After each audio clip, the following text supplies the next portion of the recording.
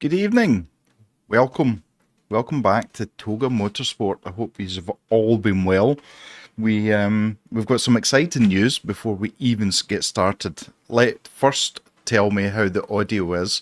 My Go XLR blew up, so I'm now on a Wave XLR and I'm not sure how it sounds overall. So if you let me know how the sound, how my microphone is, and how the picture is. Audio is good. Thank you, Ches. Good to see you in the chat, my friend. So, we have some exciting news. We are partnered with SimGrid, and we are silver level. So, silver and gold for that. There's certain criteria you need to meet to get to silver, and I think there's only 6. I could be wrong with that. But I think certainly there's only 6 eligible for gold, but there's actually only 1. If that makes no sense, don't worry about it. Anyway, what does it mean for Toga? Right. Basically, within the next few months, we'll be eligible to apply to become gold partners. We then can go into a bidding pool. So let's say, and I'm purely using this as hypothetical, I am not using this as fact. For instance, Fanatec goes to SimGrid and says, right, we've got 2 DD1 Pros or 2 DD Pros to give away, and we've got 2 steering wheels to give away. So SimGrid will then contact all the gold partners and say, okay, put your name into the bidding if you want it. Say, for instance, we won a wheelbase. We can then use that wheelbase as, let's say, winner of a championship or whatever it is that we decide to use it best for. But basically, anything that comes in a lucrative way from SimGrid will be passed straight on to the community. It's not going to go to Hayden. It's not going to go to me. It's not going to go to Dexter, who's head steward. It's purely going to go back to, like I say, the winner of a championship or whatever it may be.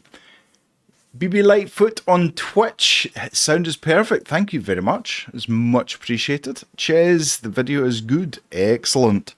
That is good to hear. So, yes, I will do, Zeta. Thank you for reminding me. So it's really exciting. So we are not just partnered with Coach Dave Delta. We're partnered with SimGrid. We are second overall hosts on SimGrid. Now, the first one is multi-racing, multi-game racing, whereas we are solely ACC racing. So have that as you will, but hugely exciting for the future for us. Right, just bear with me a second. Let me know if you can hear the in-game sound. Easy in a way, Ches, but I'm so used to faders being physically in front of me that I can slide up and down and patch and route things. Don't get me wrong, the Go XLR was very complicated, more complicated than it needed to be. Echo but no in-game. Here we go. Right, okay, so if I put that back just now, I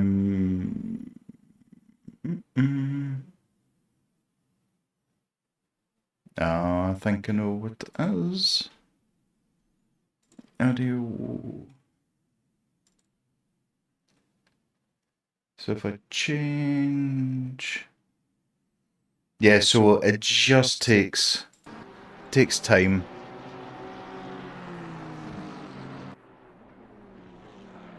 So I don't know if you are hearing anything now.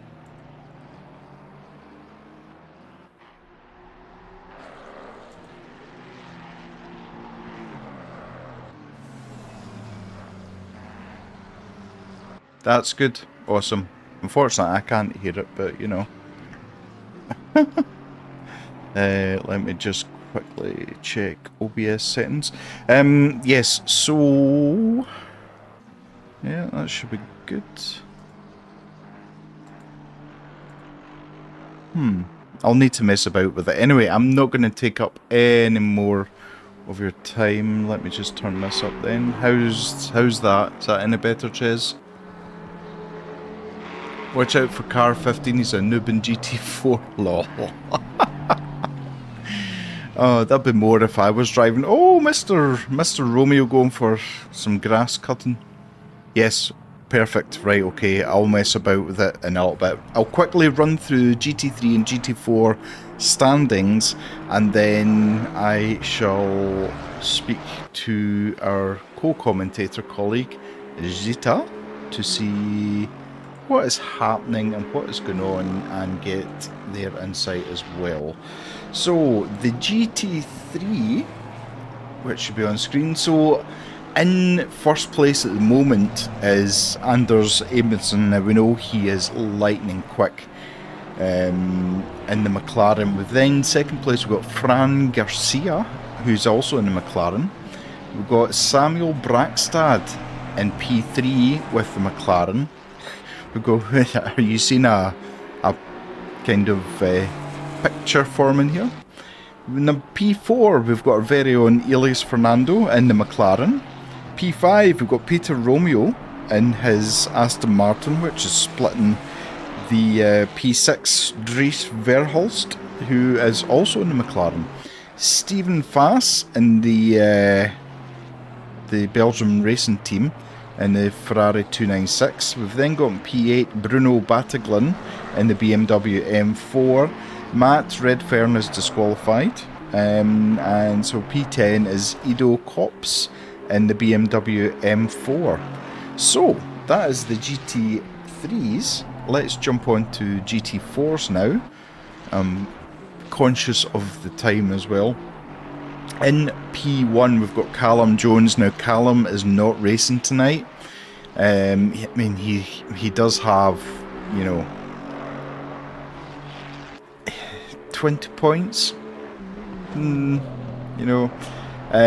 So P2 is Lucas Lichten in the McLaren 570.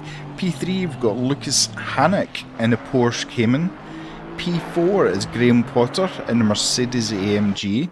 P5 is Gaz Gasolina in the Alpine GT4. P6 is Andreas Moberg in the Alpine GT4. P7 is Thomas Winder in the Audi R8 GT4. We've got Eric Berg in P8 with the McLaren 570S. P9 is Ryan O'Sullivan in the Alpine GT4. And P10 is Billy Stewart in the Ginetta. So that's all looking pretty good. It's still very close. The points are still very close, and there's a lot to play for. Now I don't know. Is the last race double points? I don't see... Yeah, yep, 6 rounds of round 6 been... So, it's all still to play for.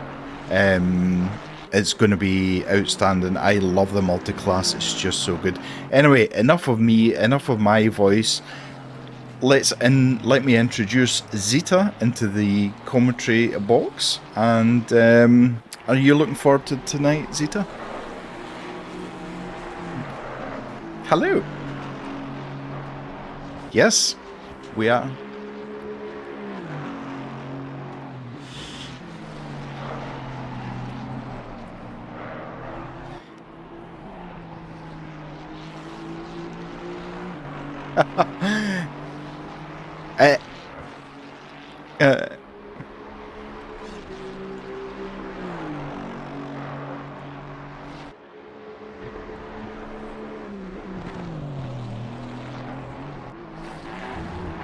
Yes.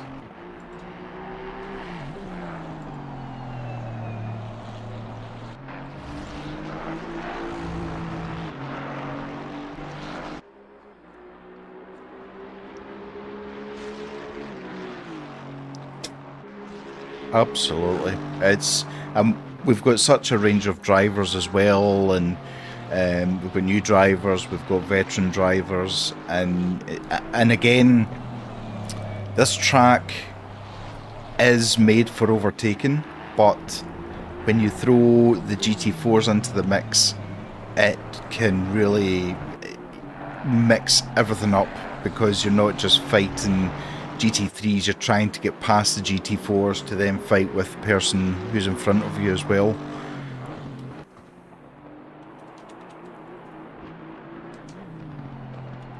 Yep. You can, much like we saw at Brands, there was a fight for the lead for second, third.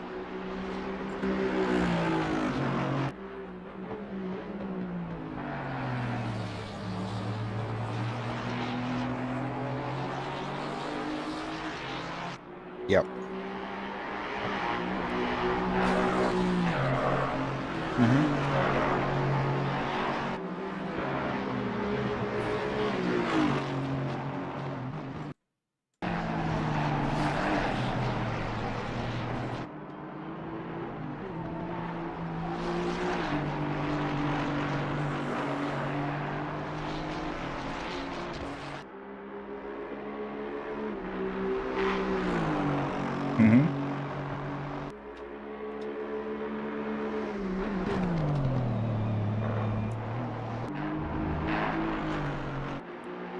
Yep.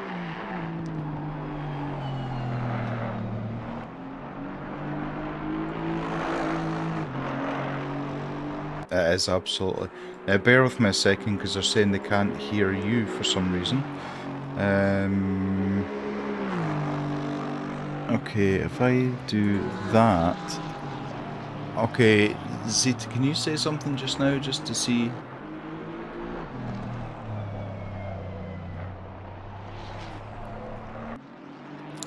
So, did you hear Zeta there? If not, I might need to add... What do I put?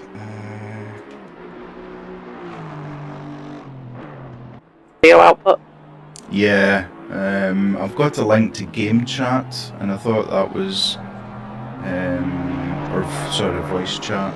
I thought that would have came through. So let me try that and see. Can you try? Can you say something again, Zeta?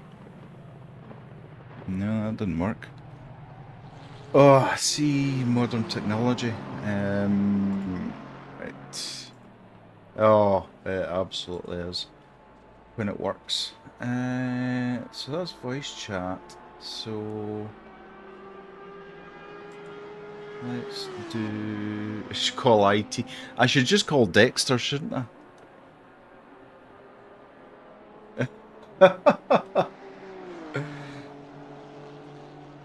Oh man. Right. Okay. So if I put that to there. Leave that to default.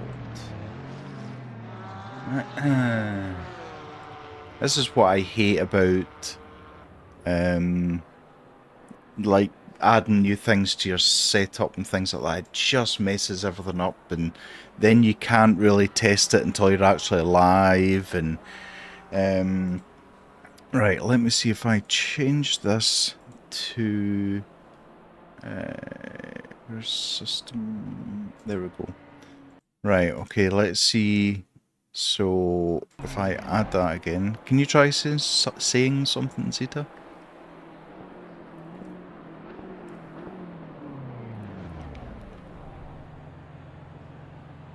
Good evening, Peter. How are you doing?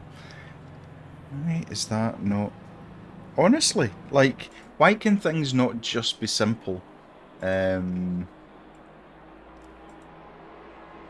exactly. It's right. Okay, so it's shown on my monitor that your voice is coming through. Okay. Green light. Show them what you got. Right. Let me return to garage. Drive. Quickly have a look.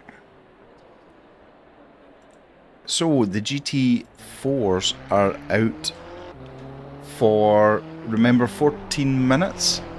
You're still fighting the cold and your throat is dry like a desert. Oh, it's just horrible. I'm thankfully starting to get over mine, but it's just not nice in the slightest. Right. Poor Zeta is just face palming just now, going, what the hell is going on? What, have I come into an alternate universe? I don't know why you've got two things of Discord. That's a bit weird.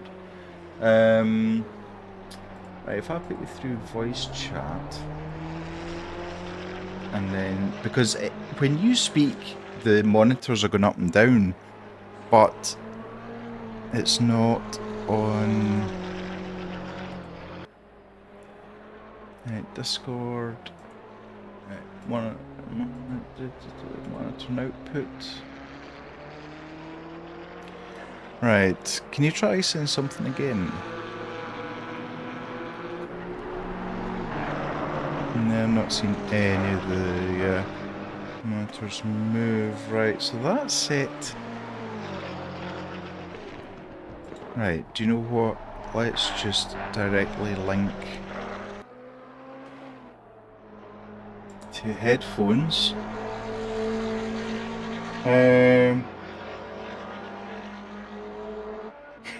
I've now got 3 lots of ACC shown. Okay, try again, Zeta. Hello. Oh, there we Hello? go. Okay, did you hear that? Let me know if you heard that.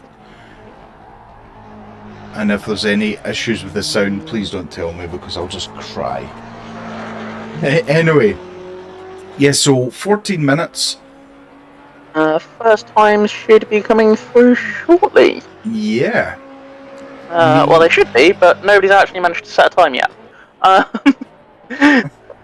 Oh, the limit. track limits. You got to love it. Oh no, they are. No, I'm just.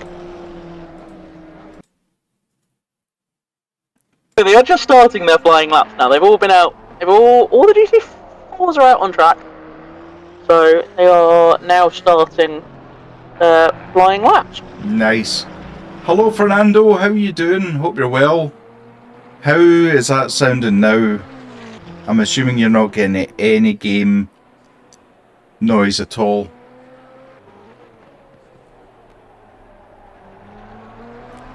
Let me know how it's doing. So we've now got Zeta and we don't have any game sound. This is going really well. I think I should just go back to my bed and I have an echo. Oh man. Right. There's one thing I could try. Oh no, I've already got that. If I try it this way, is that any different?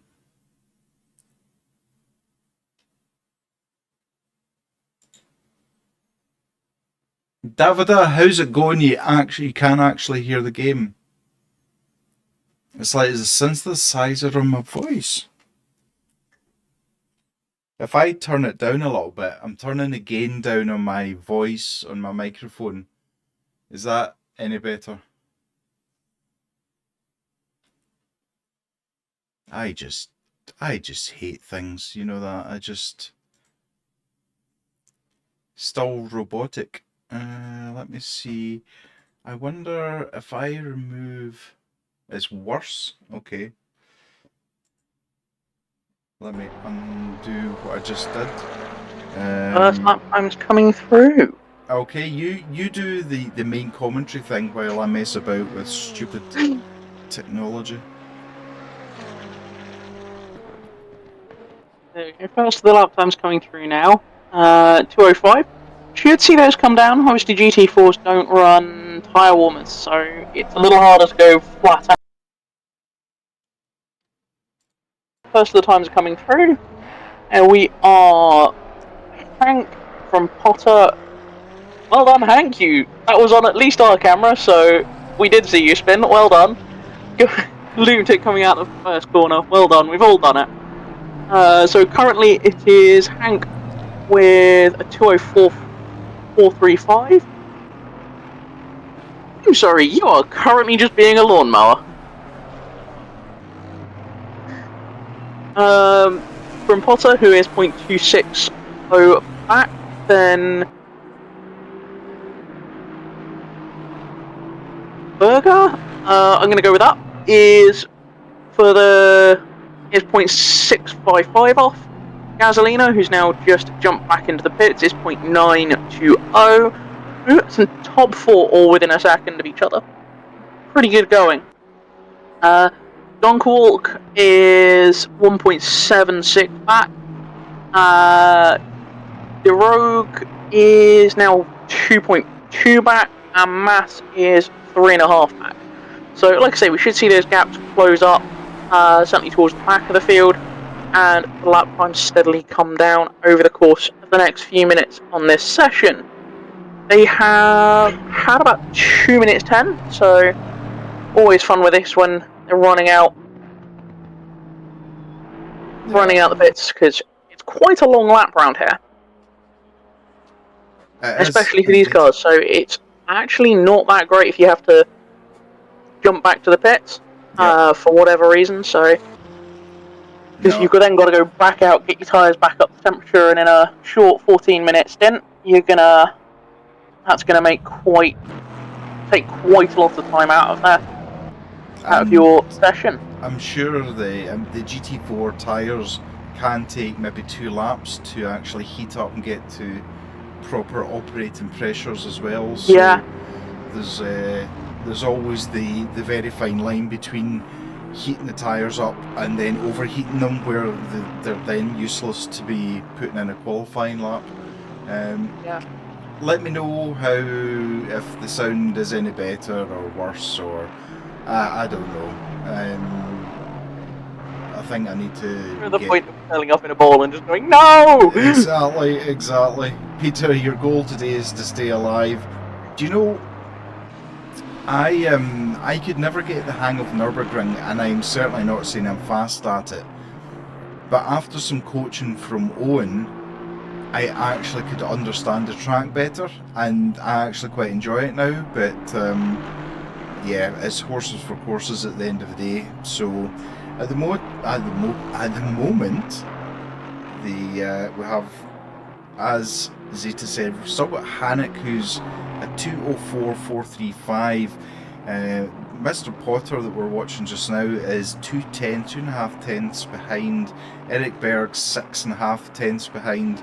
So the pack quite spread out at the moment. 9 GT4s who are racing, and we've got Moberg who makes up the 10th, who hasn't set a lap yet.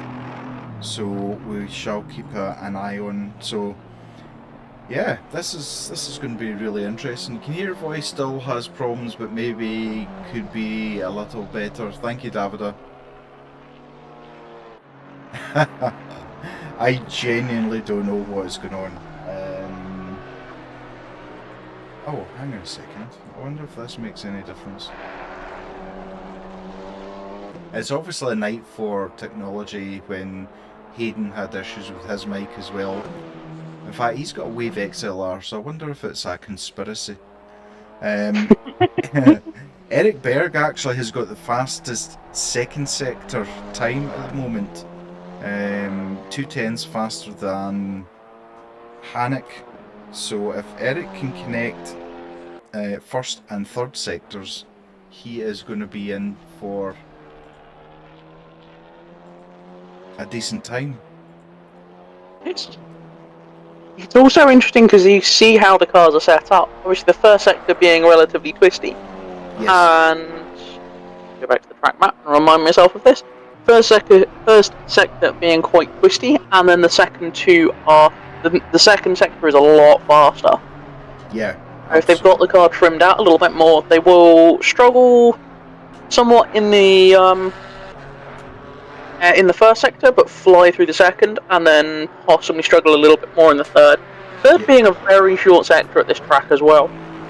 You can tell that the Mercedes Arena was kind of an add-on, which we'll probably see when the Nords turns up in this game. It should get both layouts now.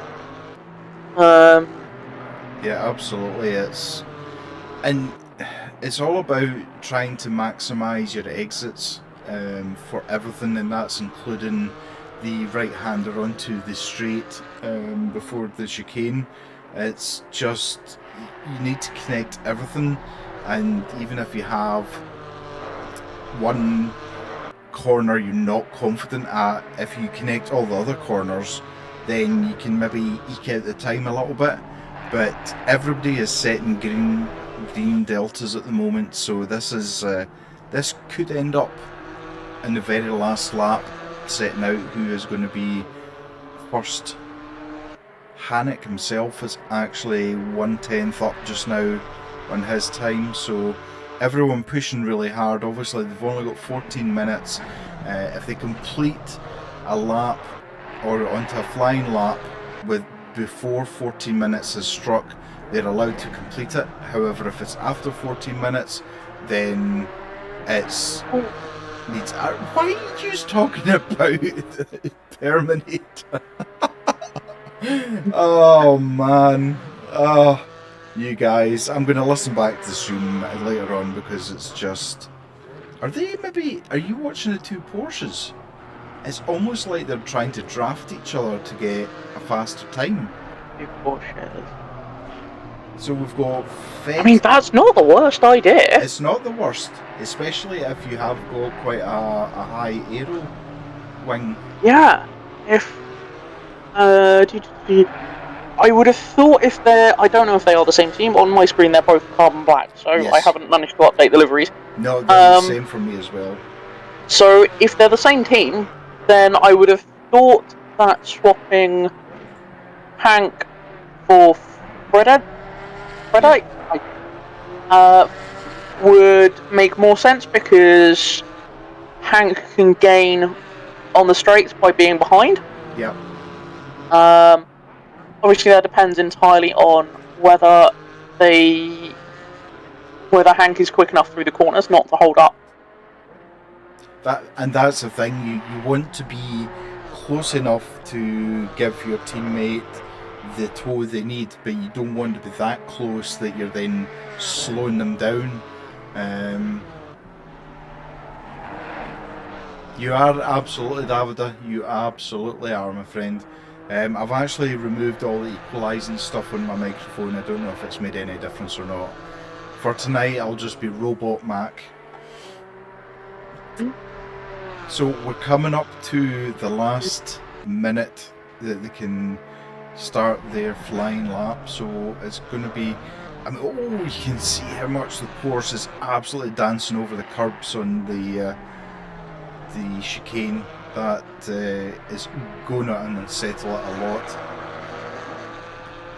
Oh, Julius, you know me, I'll always be unbiased unless it comes to Zeta or Davida on Saturday, and then obviously I'll be as biased as possible. I hope you're doing well, Julius. I hope you're doing well. Sorry if I've missed any of your Terminator talk or... Well, that's good, Davida, thank you.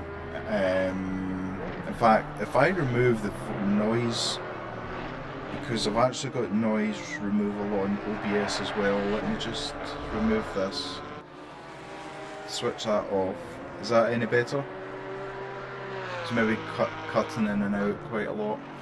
So anyway, yeah, so it's not looking like Graham Potter's going to be able to increase. He's only 0.02 of a second behind Hannick. Nope, ah well. Oh, and as you can see from Darrell, no further hot laps allowed unless they have started theirs already. So everybody in the GT4s will be returning to the pits. Let's have a look at, is there anyone queuing? There's Mr. Oh. 202, which was the last car. Mass was the last car to cross the line, but it looks like they will be heading for the pits, having just beamed it up on the exit of their pin. So 78's is not going to be any quicker. They're on an illegal lap. 66 and 91 are the only two cars to... No, 91 has dropped it and dropped into the pits. 66 6. It's the only one left on a flyer for the GT4s. See if they can manage to do anything. Exactly. So that you can see the two big brain racing McLarens almost coming together, waiting on the green light to go to start their qualifying. So they are quite eager to get out. Now, I don't know which car the Nürburgring really suits at the moment in terms of bop and everything else, but I know the McLaren is very good. It's just a well balanced car for that. Is there a particular car you would choose, Zita, if you had a choice of any of the GT3s for this track? I mean, of the current ones that we've got going, I've been running the M4 recently. Running, I believe it's next week actually, the rookie start, so Alright, okay. we'll be in that. Have run the Lambo round here, which is quite a lot of fun as well. Both Right. cars very different, but make the lap time in fairly similar way. Both are remarkably agile, which is surprising considering the size difference between the two cars. Yeah, absolutely. The BMW is quite a lot more stable if you rattle the curbs, and that generally seems to be how you make the lap time with that car. It's so big, it's bigger than the old Continental GT3. Which is saying something. Yeah, it's like the Bentley was known as being cathedral, and that thing is that's a full city. Exactly. So both of those are fairly good. We've driven. The Lambos are an interesting. The McLarens are an interesting one. People seem to be managing to get them to survive the curbs better than they used to. Otherwise, I mean, the Aston's always a good one. It's a bit of a power track, this one, in places. Whilst there are some fiddly bits, it does require a decent chunk of horsepower. Just because you've got some fairly steep uphill sections through here, coming up into the last chicane, coming out of the hairpin, both are fairly well uphill. So, and going into the chicane at the back of the circuit as well, behind the Mercedes arena, you're very much going uphill there. So, it does require a good chunk of horsepower, but also it does require a well-sorted chassis. Yes, absolutely. Very much does require a well-sorted chassis. If you haven't got that, you are going to be in trouble. Yep. Because, I mean, I know British tracks get a bit of a bad rep at times for being bouncy and being unsettling to the cars, but I think Nürburgring can be a bit like that as well, especially if you go over a lot of the curbs. It just takes that to unsettle the car. Next thing you know, you've lost, a tenth, or you're pointing in the wrong direction. Whatever it happens first. Gasolina on Twitch, the Alpine got a big nerf in power and still no update on bot. Car is very slow in a straight line. Yeah, I mean, I would say try the Ginetta. That's always a laugh for being slow in a straight line. But no, I have seen a lot of the what has come with the updates from people mining the data that comes out of those. Generally, I think it's largely matching the LFM stuff. They're doing it in a slightly different way because LFM only have the ability to deal with ballast.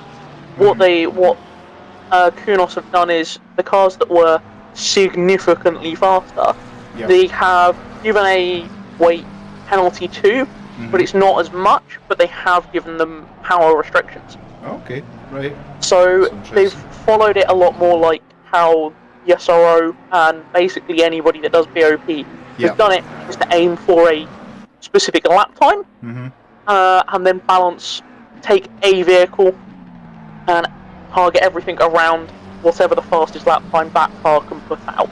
So that's why you see one or two cars that won't have any changes, either because they're not used regularly enough for LFM or Kunos to have considered dealing with them. Jag, for example. That's a brute of a car. Decided to get back in it for a giggle one day. That was a bad idea. That is painful. But by restricting both power and weight, it allows the cars to remain within a weight balance better within the car. It would be lovely to see the ability to do that with the cars added into the game, but something tells me that may be something that's coming later this year with AC2. Yes. Absolutely. So we shall wait and see. That is completely speculation. I have no inside information on that, by the way. It's just, it's something that the community has been screaming out for. Be able to balance the cars better. It does require a bit more nous to do it, rather than just slap a bunch of weight on a car. But hopefully, if they do bring something like that in, or they bring something like that into we have a car going slowly. Car 23 now stop contract. Alias. He's, I'm guessing they're trying to get some space to get a lap in. Yeah, that looks like exactly what he's doing. Yeah. So generally, I think they have grabbed a load of the information that last time have used, and then balanced it more according to the cars, more according to the way they are balanced in real life. Yep. Oh, Edmondson getting things all kinds of wrong there. That was interesting It to looks see. like they collected somebody else. He because Amundsen was also off. Yeah, Later, sorry. He ended up oversteer straight into the barrier. Ooh, that's easy done through there. It's a downhill. The back end of the car can get really light through that corner. It's really easy. If you catch the curb on the exit, or just have a bit too much steering lock on the way out of there, it could very easily be game over. Absolutely. So at the moment we've got Edmondson, who is 5/10 quicker than Garcia, who's in P2. We've got Samuel Brackstad in P3, and we've got this man Davide Mandalisi in P4 at the moment with the BMW. So it's interesting, the difference between Garcia and Brackstad is almost 5/10 again. Yeah, it's about the same difference again. The front end of the field, the top four have spread out a lot more. It closes up a little bit towards fifth and sixth are 200s between each other, so that's one to watch out for. Whether that McLaren can climb another place, or whether the BMW can hold on to that. It's a bit more spread out. I think it's mostly this track's a little bit challenging. Track limits here are very easy to lose a lap on. Yes. They are quite tight. Absolutely. Certain places very much coming out of Mercedes Arena. That's an area you can very easily lose a lap. Similarly, if you go rattling the chicane, it's very easy to lose a lap through there if you just take a curve a bit too much. Similarly, it's a very easy way to end up in a barrier or pointing the wrong way doing that. Absolutely. Thank you, S. John Wick from Twitch. Thank you very much for the follow. It's very much appreciated. I hope you're enjoying the race tonight. Don't forget, you can join us on Discord as well. We've got an amazing community that race together all the time, so check that out as well. You're absolutely right, and you know, Misano gets a bad rap for track limits, as does the Red Bull Ring, but I mean, the NURBURGRING can really harm you. As you say, it's a long lap, and even if at the start of the lap you end up ever so slightly over the red and white curbs onto the AstroTurf, that's your lap gone. You've got 2 minutes to get back to start another lap. It's very, very easy to end up falling to the track limits. So it's interesting that Mr. Mandalisi has managed to split the McLarens and put himself up into P3 at the moment. Are you surprised that there's so many McLarens in the top 7?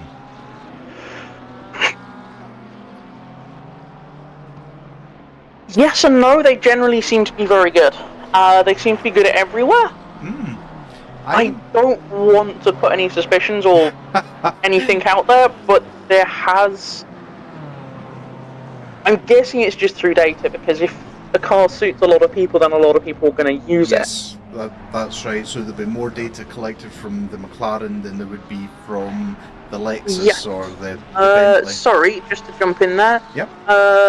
Fox 696 has just gone faster than Mandalay, car 71. Yes. 1.01 versus 1.07. So Dexter Cray putting himself up into P3 now with that number 1 Ferrari 296.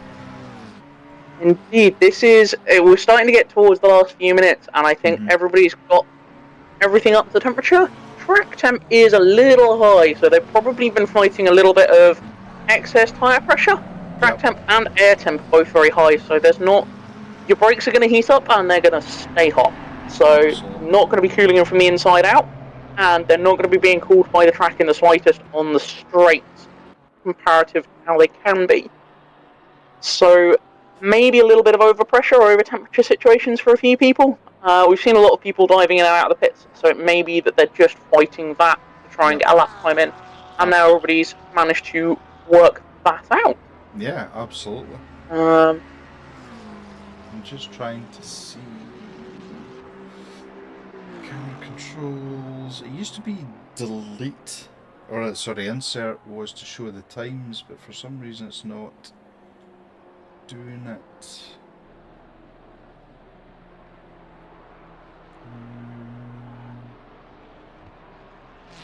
So anyway, that's the timings that we have at the moment. It's quite close. Obviously, I mean, Edmondson has so far every single race just driven off into the sunset, leaving the entire rest of the pack in his dust. So it's no surprise that he's 5/10ths quicker. He really is an outstanding driver, but Mr. Garcia certainly looks like he's trying to put a bit of pressure on. He's 2/10ths quicker at the moment, as Edmondson is also in the green with 1.5 quicker. The next person to be shown green at the moment is Davide Mandalisi down in P6. He's 1/10 faster than his fastest lap. So this is going to be an interesting finish to this. I think the way it's spread out, I genuinely think from third place onwards is going to be fighting to leapfrog each other, but first and second just seem to be in a world of their own.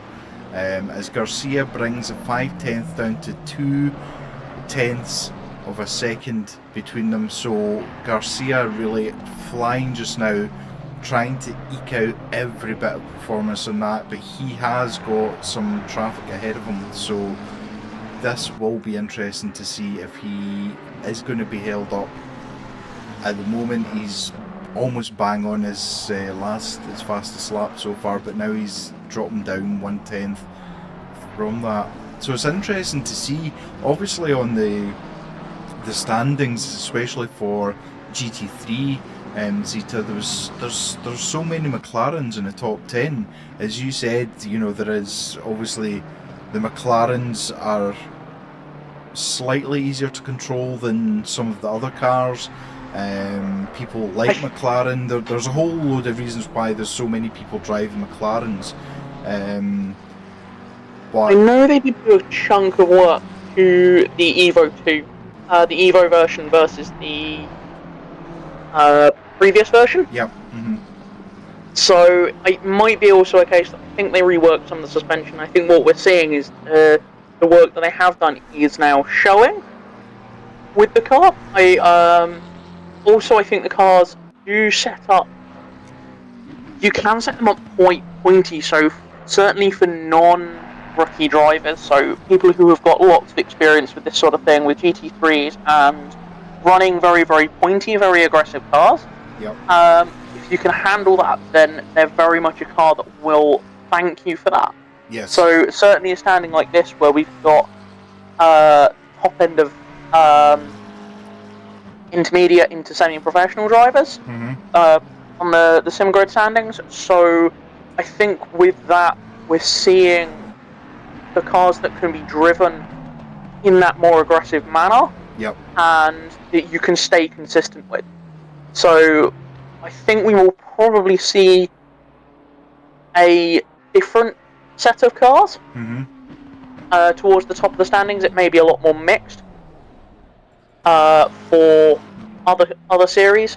But like I say, I think for the higher rated, faster, more experienced drivers, I think they are going to be more or less the ones that the Audi. Not sure how that's now running. Haven't really had a chance to drive it since the update. Yeah. Playing the GT2s. Yep. Where I'm just looking at timings. Edmondson just bet his own fastest lap. He's now 153.7. We've got Samuel Brackstad, who's put himself up into P2 at the moment. He's 5/10 off the pace. We're watching Garcia, who's in P3. He is 300th behind Brackstad. Davide Mandalisi able to get up into P4. He's shown a green time again. So this could be interesting for P3 and P4. Can Davide leapfrog Garcia, or does Garcia have enough in the tank? He's currently almost 2.5 tenths quicker.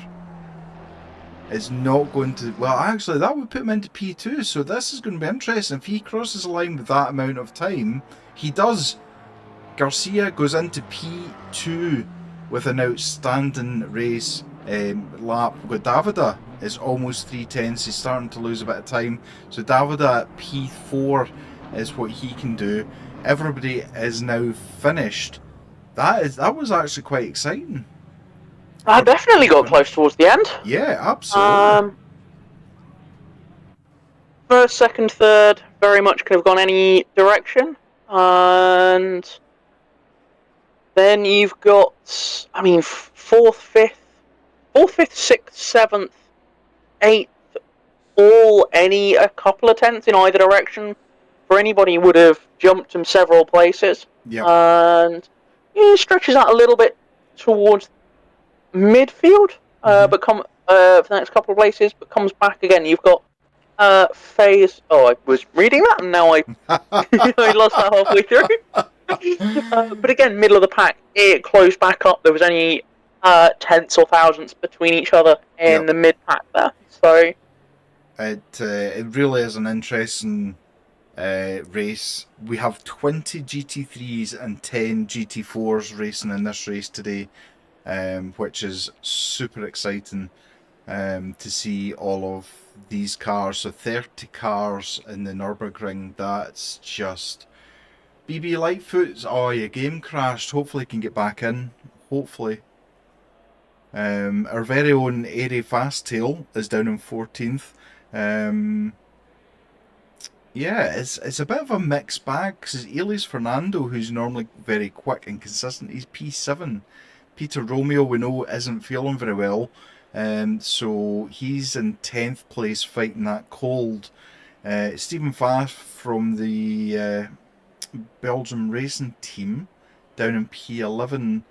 Yeah, it's all kind of spread out.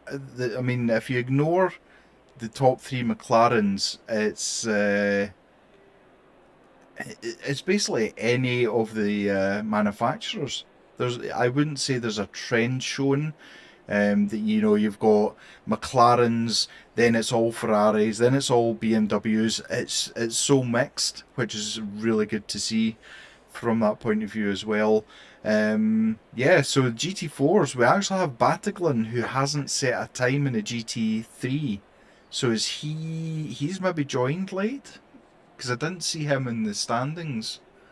No, I've not seen. Might have only managed to join towards the end of quali. I would be surprised if managed to join just before the race. Yeah, he's actually disappeared off my timing screen again, so he's disconnected. Lightfoot won't let you back in. Oh man, I'm so sorry to hear that.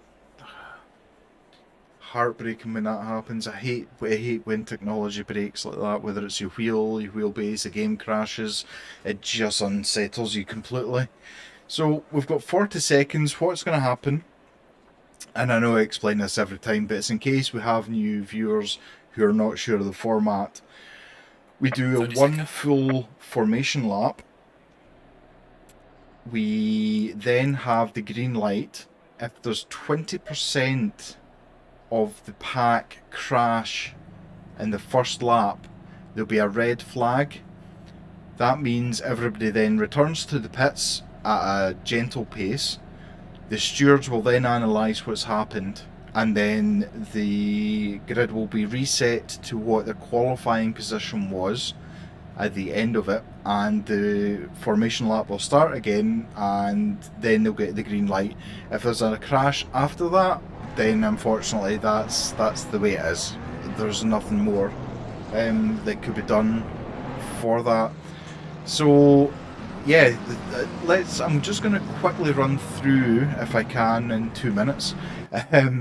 We've got in P1 Edmondson in his 72 McLaren. We've got Garcia in P2, Mr. Samuel Brackstad in P3. We've got Davide Mandalisi P4. We've got Cops P5, Dexter Cray in P6, Elias Fernando P7, Verhulst P8, Sleen P9, Peter Romeo P10, Stephen Fass in P11, Simchik, I apologise if I've just brutalised your name there, in P12, Salan in P13, Eri Fastel P14, we've got Vandersway in P15, we've got Ritz P16, Folerio, again apologies, P17, we've got George Stevens in P18, Shaper in P19, and then we're on to the GT4s.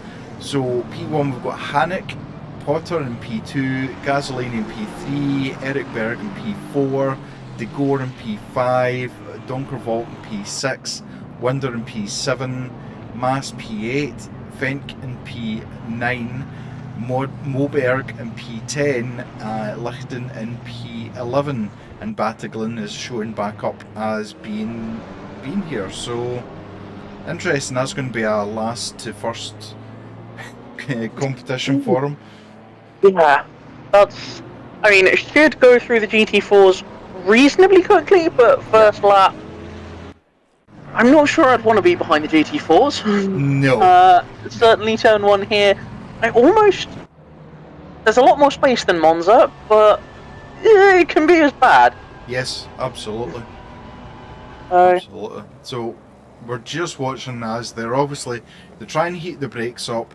They're trying to get a bit of heat and pressure into the tyres, and they obviously are then going to get the nod from the game to set up formation, which you'll see them do very quickly, and then it'll be very shortly.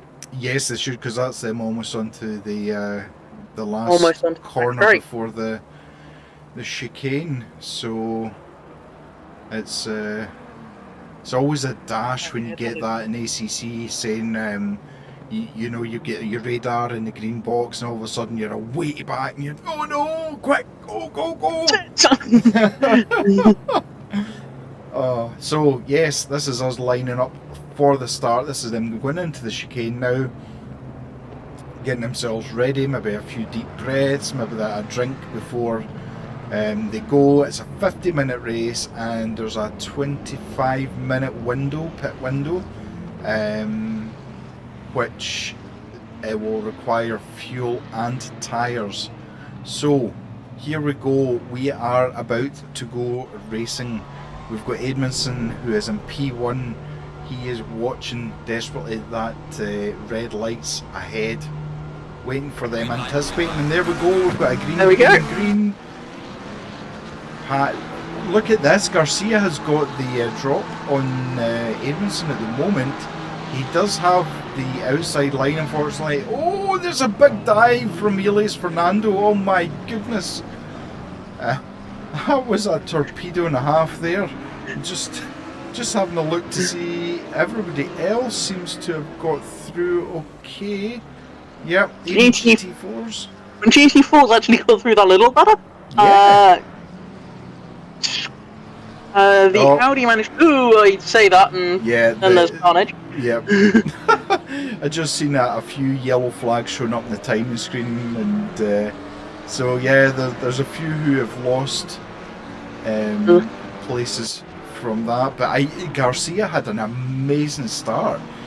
He obviously anticipated slightly better than Edmondson for that, but Edmondson had the inside line and very, very lucky not to be taken out by the flying Elias Fernando, who was coming through. So at the moment, I was going to say that was a stamp put on that, and it was returned to sender. yes, it certainly was straight into the barrier. So I wonder if Elias had a hardware issue or something, because that's not like Elias to do that at all. But Garcia is certainly hanging on to the bumper at the moment. Now, obviously, they're both the same McLaren, but they'll be set up to their own driving standards. But you can see the gap already. If the timing screens ever behave themselves, that would be nice. That there's a gap. Just catching up after the carnage. Yeah, there's a big. Ooh, ooh, ow! Sorry. That's okay. GT4 just got that well and truly wrong. Porsche got up onto the curve, coming out onto the back straight, looped it and ran straight into the side of the Ferrari. Yes. Yeah. That was Gasolina. It looks like it was. They are now going to be thoroughly dropping back after that. Absolutely. I'm not even sure how much damage.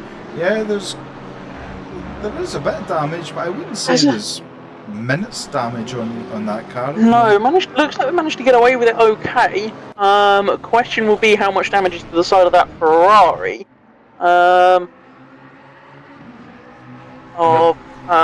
Ritz, if my game will catch up. It will be how much has... I mean, that car looks like it's been in the wars already. Yeah, that does look like it's heavily damaged. These aero-sensitive GT3s are not going to be liking life, and that will be probably quite a long pit stop. Absolutely. For that Ferrari looking at that. Probably not so much for the GT4s. They are not nearly as aero-dependent as far as cars go. Although, I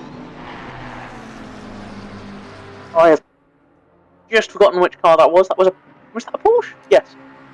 They do have a reasonable chunk of front aero on those Caymans. Yep. So it will have an effect. It won't be nearly as bad as it will for the Ferrari, although that Ferrari does seem to be cracking on anyway, regardless. Yep. And I have to say, this is the first time Edmondson has had to really fight for his position. Garcia is really hanging on to the back end of that McLaren at the moment, albeit they're now stretching their legs to Braxad, who's in P3. There's quite a gap now, but this is three of the big brain racing team who obviously race together. Yeah, this is going to be interesting to see how Edmondson copes with the pressure, because normally he's just driven off in the past into the sunset, and look how close Garcia is. Garcia is so quick in the first sector. It's putting Edmondson's going to have to, and it gets very close again, Edmondson having to look in his mirrors and the screen on his dashboard, which has got the rear view camera, just to see where that McLaren is. It definitely looks like the Edmondson's McLaren, it clearly looks like it's trimmed out a little bit more, because it does pull away a little bit down the straight, whereas Garcia looks like they have set their car up to be somewhat pointier and a little bit faster through the corners. Obviously that's going to have an effect on your straight line speed. Yes, absolutely. So, whereas if you can hang on to the toe, that's going to be largely negated. Meaning that yes, this may very well be in a few laps' time when they start catching up the GT4s, we will start to see that have an effect, and that may very well be the cause of any place changes or the gaps changing from there. Yep. It's exactly, you took the words out of my brain when you were talking about that, because I thought if he can get the toe, but you can obviously see there is now a bit of a gap, because it's been the basically full power all the way to the chicane. So this is where Edmondson will gain a bit of an advantage, but then he's going to come into sector 1 again, which is predominantly corners. So it's going to be a concertina effect for a lot of it. I'm just having a look. So I think Slean is doing pretty well in P4. He's a bit of a distance behind Brackstad at the moment. Davide Mandalisi into P5, and he's got Cops in that BMW M4 as well behind him. Just seen Dexter Cray. I don't know if that was a bit of a send or if that was... Definitely something going on. I picked up on Romeo was right up behind them as well. Yeah. Definitely a fair battle going on between the two of them. I would say that actually was quite fair. It wasn't a send at all. Yeah. It's just last of the late breakers. But yeah, absolutely. I mean, unfortunately he's lost a bit of ground, but he needs to be careful of Peter Romeo, who we know is a wily fox at the best of times in that Aston Martin. Airy Fasttail has progressed up to P12, which is good to see in that Aston Martin with his own custom livery. Let's have a quick look. So Hannick is still ahead, but Eric Berg in that McLaren pushing to try and get... Now Elias Fernando looks like he's in between Hannick and Berg at the moment, so Elias I was is going to say that's a GT3 McLaren rather than a... Yes. Yep, that's... So Elias, I think, has returned to the pits for damage control and get repairs to that car that was horrendously damaged in the barrier. But Graham Potter is now down in 6th place to 5th place at the moment, with Lichten behind him in 6th place. So, interesting. But again, Garcia's still on the bumper of Edmondson, so I think it's going to be a test of consistency more than anything else. Who can be more consistent and continually hit apexes and almost do a qualifying lap every single lap. Certainly from my point of view, I don't know how you feel about that, Zita. No, that is pretty much it. It's going to be very much a game of not who's fastest, but who's most consistent. Yes.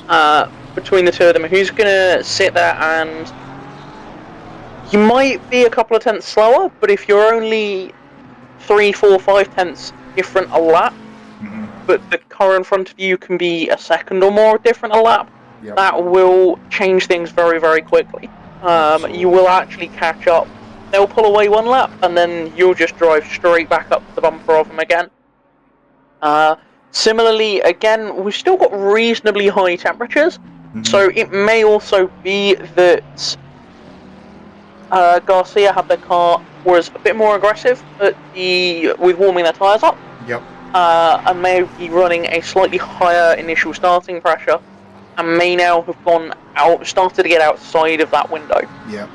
And that's in anticipation of the temperature falling, which then will bring the temperature of the tyres and the pressure of the tyres down. Is that what you think is maybe happening?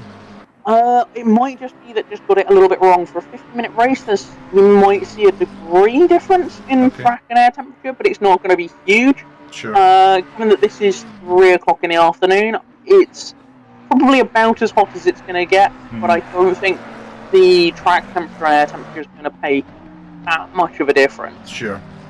And saying that, Edmondson in his last lap performed his fastest lap. He's just done it again. So Edmondson is basically doing qualifying laps every single lap. The previous lap he was 2 tenths quicker than Garcia. This time he's 3 tenths quicker than Garcia, so he is now starting to eke out a little bit of a gap between the two McLarens, and it's certainly having a look at, we've got Brackstad who's in that McLaren as well, in P3, and in Sleen as well. So really Garcia's in amongst the big brain racing team with poor Davide Mandalisi, who has got a BMW M4 right on his bumper. So again, Davide having to absorb the pressure that Cops is placing on him. And again, Davide will have to, and look how close he gets under braking as well. So Davide really having to do qualifying laps every single time just to keep Cops behind him. It's going to be interesting to see on the straights if these two cars are set up similar, but again, Cops so better under braking. Tucked up, coming up to the Schumacher S, and both cars taking huge amounts of curb, just trying to straight line that as much as possible. Cops, I was going to say, he's not really challenging to go past Mandalise. He's more being an issue for Davida in terms of filling his mirrors with that BMW. I thought he might have went for a move, but I think he's actually being sensible at the moment and just see. Now, I don't know about you, Zita. I'd actually talked about this in the latest YouTube video that we've released today, when I was talking about my own race in the Lexus. The whole thing just went out of my head there as well. See, that's a sign of old age when you start talking about something, completely forget what you were trying to say in the first place. Oh yes, that's what I was going to say. So, if I'm in Cops' situation, I'm constantly reading what Davida is doing, where he's braking, when he's turning in, and analysing everything about his driving, so that when it comes to getting close enough, I know when I can take advantage of something. Does that make sense to you as well? It does. It very much comes into this is very much a who's got the best setup situation, because essentially what we're seeing is a 2-car 1-make race. Yep. This is going to be who's got their car set up best, and who can make the most out of their setup. There we go. Won't mind for the pit window to be open. So anybody that's carrying minor damage that can hang on to the end. 37 minutes isn't a big deal on these cars on tyres. So if you are carrying any damage, I would probably see a number of people pitting. Yep. As long as they're not in any major battles, we'll probably see some people pitting now. But no, I think this is very much who can make the most of their car, and much like it is at the top where it's all McLarens, it is a case of who's got the best setup, who can be the most consistent. Yep. And you are looking for where you're quicker, where your setup's better. Again, the wash that comes off these cars, okay, it's not as bad as some of the really high aero stuff, but dirty air is still a thing on this game, and it does make a difference. And I will say, the more newer cars that we get into the game, the more up-to-date ones, It does affect them a lot more than it does others. Mandalese is having to go very defensive coming down the front straight here. Yeah, absolutely. Going very defensive, you're going to have to be much earlier on the brakes. Yep. Now, is this going to be... Back? No, well done. Managed to park it just enough on the apex and stop Cops getting past. Yep. It's a real battle. I have to say, Garcia looks as if he's trying to put in some qualifying laps as well. It looks like his, not the last lap there, but the lap before that was 154.3, which is only 2/10, less than 2/10 from the fastest lap of the race so far. So Garcia trying to come back, but we can't take our eyes off of this battle. Two BMW M4s battling and slogging it out. It's just, as you say, there is an aero wash, and I didn't. My goodness, that is so close. Oh, a bit of oversteer there on the power for Cops, but yeah, I mean, I didn't quite understand or believe there was aero wash in this game until I ended up behind someone and I just couldn't get my car turned in properly into corners because it was so close to them. And it only dawned on me later on, I'm like, oh, that might be to do with aero wash, because it's taking the natural downforce you've got the car set up for, it's taking all that away, because you've got this block in front of you that's basically giving you lots of disturbing air. Yeah, so essentially what that's doing is, I don't have link to hand, but there is a video that's very, very that very much shows this. It's in an extreme format. It's a NASCAR that's got something wrapped around the front of its bumper. And because of the what the cars create that wash is disturbed low pressure air behind the car, Okay. which actually creates quite a bit of drag, which is why there is an aero box that all these cars have to meet, which is drag, dirty air, downforce, along with a power to weight ratio. Okay. So, but the extreme example was they had this thing stuck to the front of their car. I think it's like a plastic bag or something. As they closed in behind the car in front of them through the dirty air, it actually got pulled off the front of the car and then flicked up over the top as it hit the main airstream. Right, okay. And that's what that's doing, is you've got this big pocket of low pressure behind the car, which is what pulls you along because it's easier to push through. Yep. It's also why you see brake temperatures, engine temperatures all start to climb when you're stuck behind a car. Similarly, tire temperatures, because they're not getting fresh, cool air going over them. Seeing Edmuson just go through first of GT4s. And Garcia had a horrible moment at the chicane, ended up spinning it into the pit lane and has ended up down in P4 now, so it's been a bit of a nightmare for him from that point of view. Maybe just pushing too hard, or as you say, maybe tyres aren't optimum, anything it could be. We've got a few penalties, so I'm going to quickly jump onto the stewards. There is one, I think that might be track limits related, as the only one that's in the penalties at the moment is plus 5 seconds for car 91 for causing collision with 55. Okay.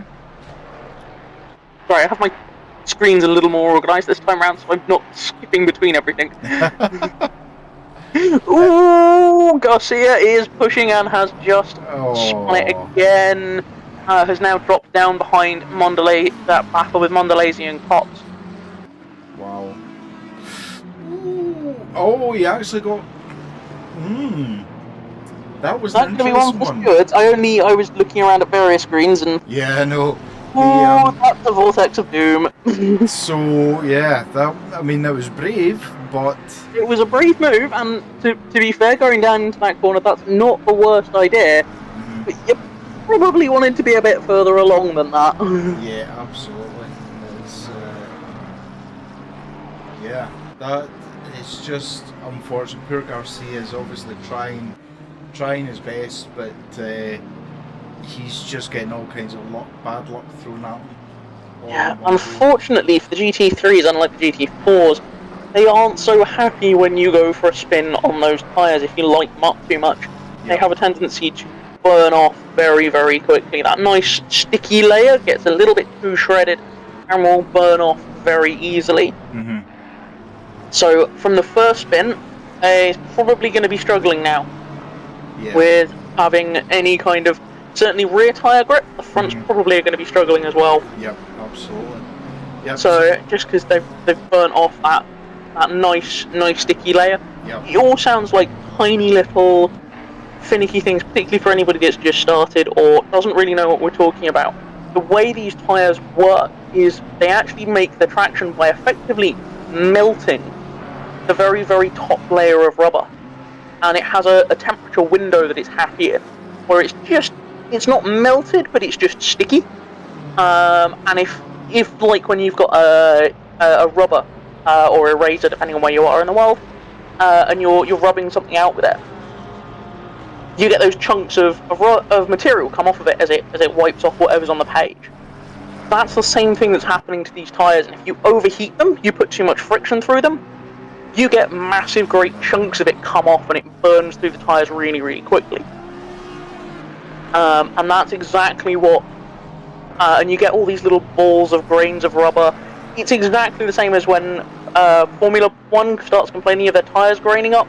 It's exactly the same. The round sticky things are, quite frankly, the Pirellis that they're running for the last couple of years and the GT3 tyres are basically identical. GT3s are all limited to an 18-inch rim that's about the same width as those. And you can actually see bits of the rubber that Zita's talking about on the track as well, on the what they call the dirty side of the track itself. Hello Strange, how's it going? Good to see you on Twitch. But yes, absolutely. So it's a great way of being able to understand how the tyres work, and the tyres flex quite a lot when they're going round corners, when they're braking and things like that. I will apologise now if I'm getting far too nerdy. I'm an auto engineer by trade, and I absolutely love engineering and motorsport and all of it. So can dive into a complete and utter rabbit hole of things when it comes to this sort of stuff. Mm-hmm. So, like, the amount of technology that goes into the bit of sticky rubber that holds you onto the road is huge, and just the amount of work it does. Like, I would have to do the calculations to measure it, but I'm pretty sure you could fit the contact patch of a GT3 car's tyres across all four onto an A3 piece of paper. Wow, that's good. I love nerdy stuff, so we will be getting into really nerdy stuff, especially on Saturday. By all means, if you want to pick our brains at any point, feel free to. We're no complete expert, but we've certainly dived into it to some degree for our own job. Mm-hmm. Doing what we do, we have to understand quite a bit more than average. It's one of the reasons I love. I'm not that fast, mm-hmm. but it's one of the reasons I love GT, all the motorsport stuff and doing things like this, because I get to play with stuff that I don't get to do as often at work. Yeah, absolutely. Just having a look at Pateron just now, who's fighting with Selin in the 88-296. I've just seen a few jumping into the pits. Airy Fasttail's been promoted up to P8 with some of the pit stops that's going on. And yeah, there's a GT4. I'm gonna say I'm just keeping an eye on the GT4 pack, because there's a few GT3s that have gone through the pits that have dropped back in amongst them, and there is just an actual lappage that's going on. Who have we got here? You are a lap now. Bolero is just packing up with one and going, why are they slowing down so much? They are a lap down on Mondelez by the looks of things. This could having be a move. Made a pit stop. Going too wide into the... wow. That took a lot of guts to try and do there. Pateron going too wide into the chicane. That was a move and a half. It certainly was. It was very brave. Either that, he just closed his eyes and hoped for the best. One of the two, but certainly that was... It was some very heads-up driving from the Ferrari, from Celine, to not have a bigger accident there. Mm-hmm. If they had tried to go fully too wide and not backed out, that would have ended in tears all around. Yeah, absolutely. And unfortunately, Pateron would have been to blame because, he was overtaking driver. Yeah, absolutely. And it's an unfortunate thing, but the majority of the time, the overtaking driver is the one that will be deemed to be at fault, unless it's quite obvious that the car being overtaken has shut the door or deliberately done something. But it's interesting, and it's interesting to listen to the technical aspects of this, because as much as we love watching them, if you've driven any of these, i.e. on sim rigs or if you've been lucky enough to do in real life, understanding all the smaller aspects, whether it's the running gear, whether it's the chassis, whether it's the tyres, whether it's the aero, understanding the small parts will actually make you a better driver. I wouldn't say a faster driver, because it doesn't always work that way, but a better driver. And I've always said this, and I bored everyone with it, being a consistent driver is better than being the fastest driver for one lap, because if you're not being consistent but you can be fast, you're not going to win the race at the end of the day.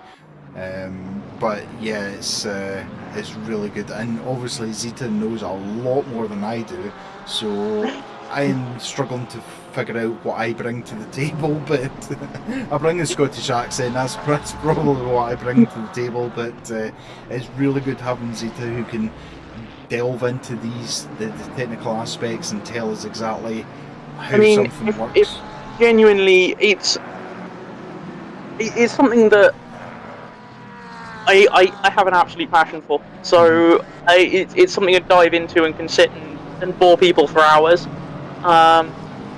With, but there is, for want of a better description, a motor car of any form is 500,000 nuts and bolts moving in perfect harmony. Yep. That's what it is. It's a bunch of nuts and bolts, and everything has its own character. I will say it's one of the really nice T's actually with the GT2s that have come out. Just how different they all are. They very much all have their own character and way of driving. Absolutely. So, yeah, it's very cool. You've got, on one end of the spectrum, you've got Mercedes, which is an absolute rocket ship in a straight line. I think you touched on it with a video when they first came out, and it's over 700 horsepower in that thing. Yeah, it's just a rocket ship. It really is. Yeah. You point it in a straight, and it will just keep going and going. But go into a corner, and the GT3 will go past you as if you're standing still. Yeah. It does not have the aero. It doesn't have the aero, and quite frankly, it feels like it hasn't got brakes. It's very true. So you have to brake so much earlier than you would in a GT3 car, and then you feel as if you're going really slowly around the corner, but you're actually at the limit of the car. So you are, or the limit. It sounds weird, but it's one of the niceties I quite like with the GT2s. Actually, is the way you have to drive them. It's oddly kind of the same as how you have to drive some of.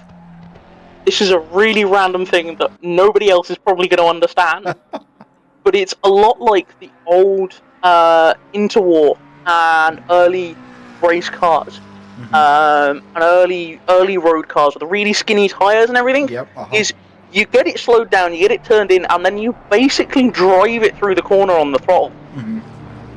You get it in, you hang it right on that limit of grip, and you just balance the throttle and the steering on the way out. And you hook it up, and the things fly. Yep, but absolutely. Getting that right and getting the car set up to be able to do that is a bit of a pain in the butt, because what you're working with is, quite frankly, those GT2s, barring the KTM, they're essentially road cars with roll cages. Yep. That's it exactly. So we actually have most of the GT3s, especially the top GT3s, have pitted. I'm just having a look just now. What's the yellow flag? Looks like you've had a spin on your own by the looks of things. Yeah, Pateron is out ahead, but he still needs to pit. 8.5 minutes left of the pit window, and there's it's kind of spread out. Fast has got a stop go for 30, so I'm assuming that is either speeding in the pits or the track limits. Either way, he's in the pits again to serve that. Graham Potter, who hasn't pitted yet, still got his 5 seconds to pit for as well. Mandalisi has unfortunately fallen behind Cobbs.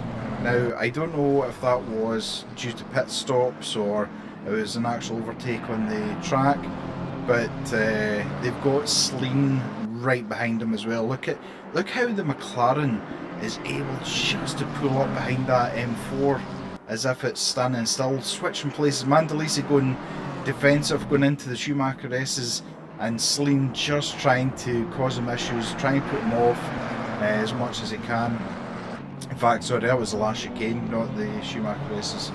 Now this will be interesting all the way down the straight, because that BMW in comparison to the McLaren just looks like a big sailing ship.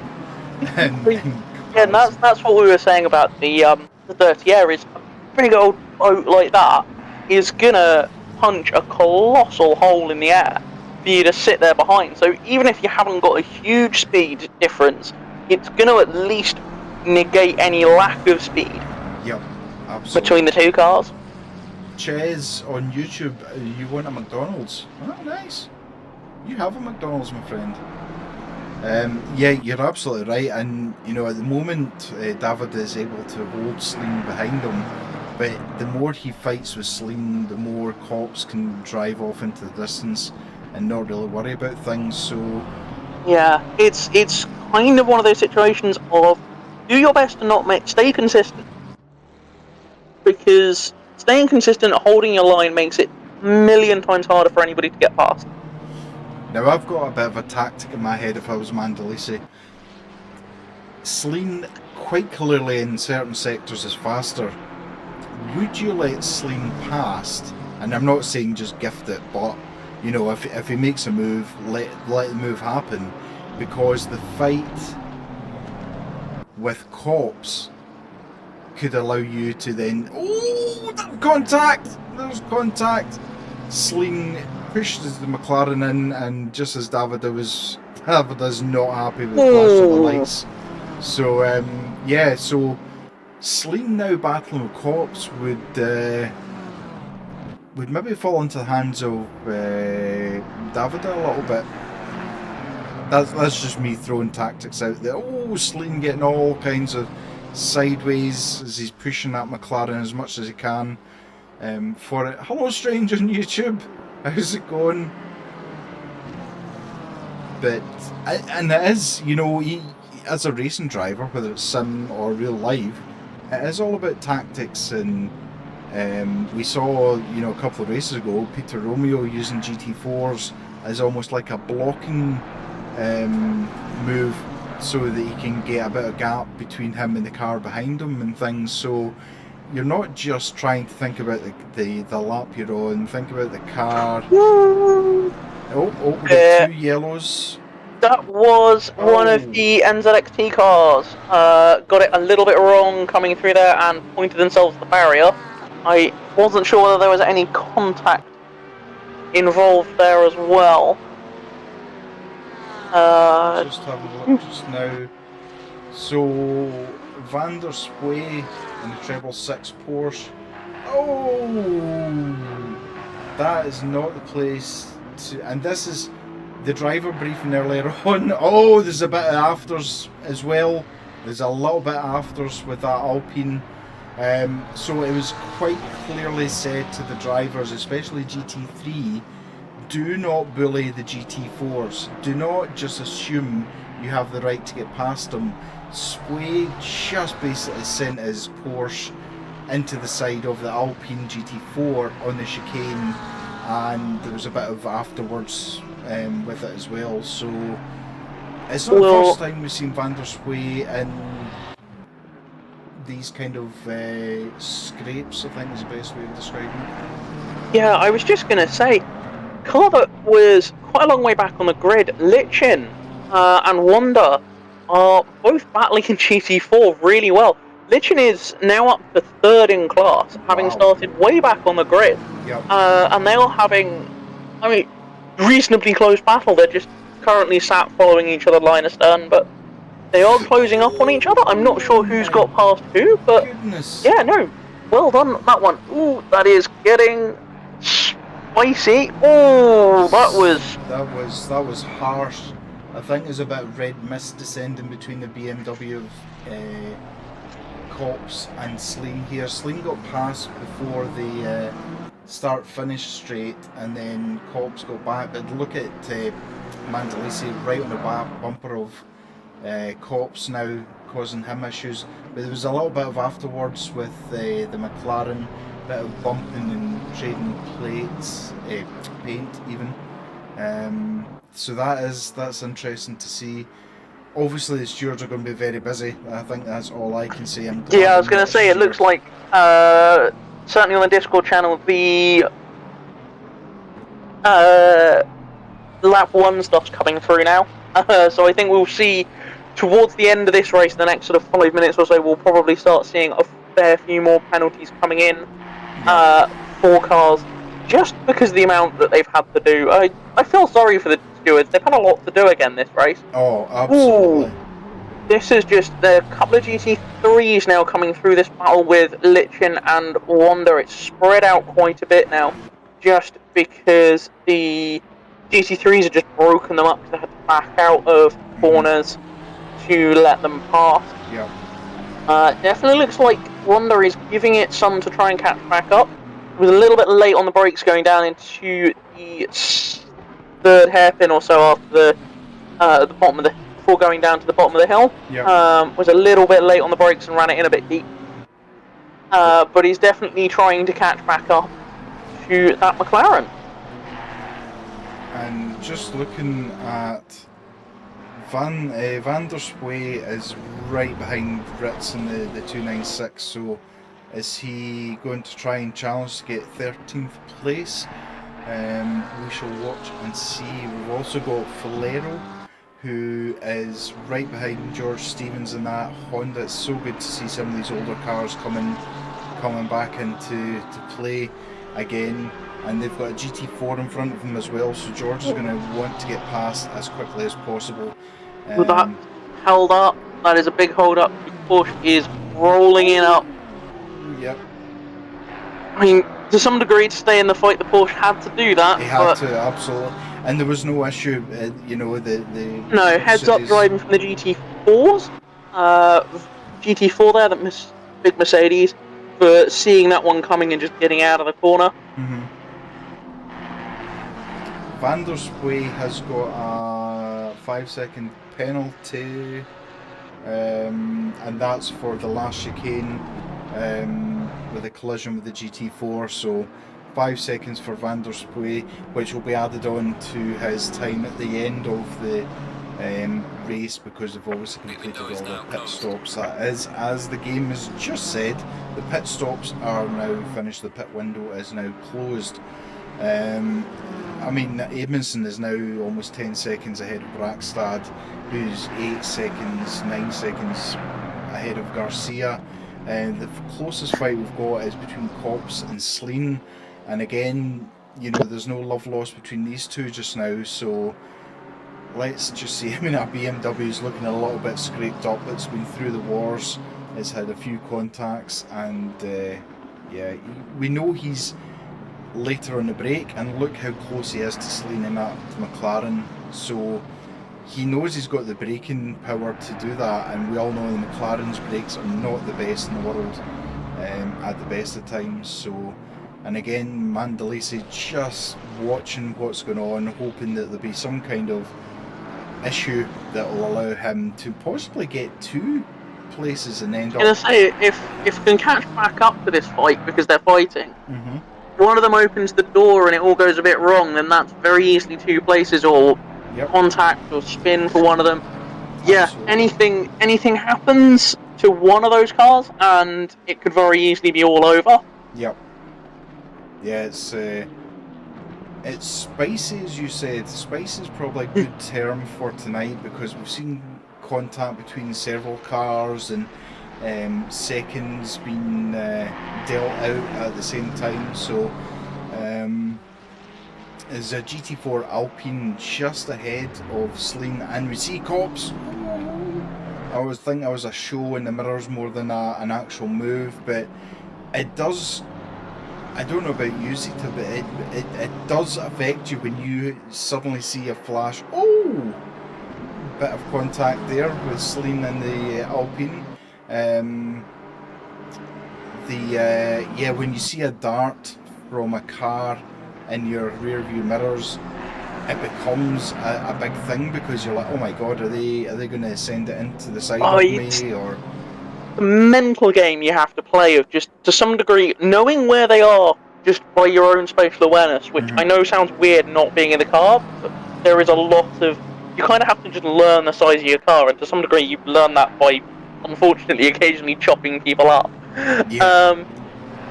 But you have to learn the size of your car, and you have to know where they are, but put out of the so that if they do go for a move, you know where they are, but also put it the fact that they are that close out of your mind.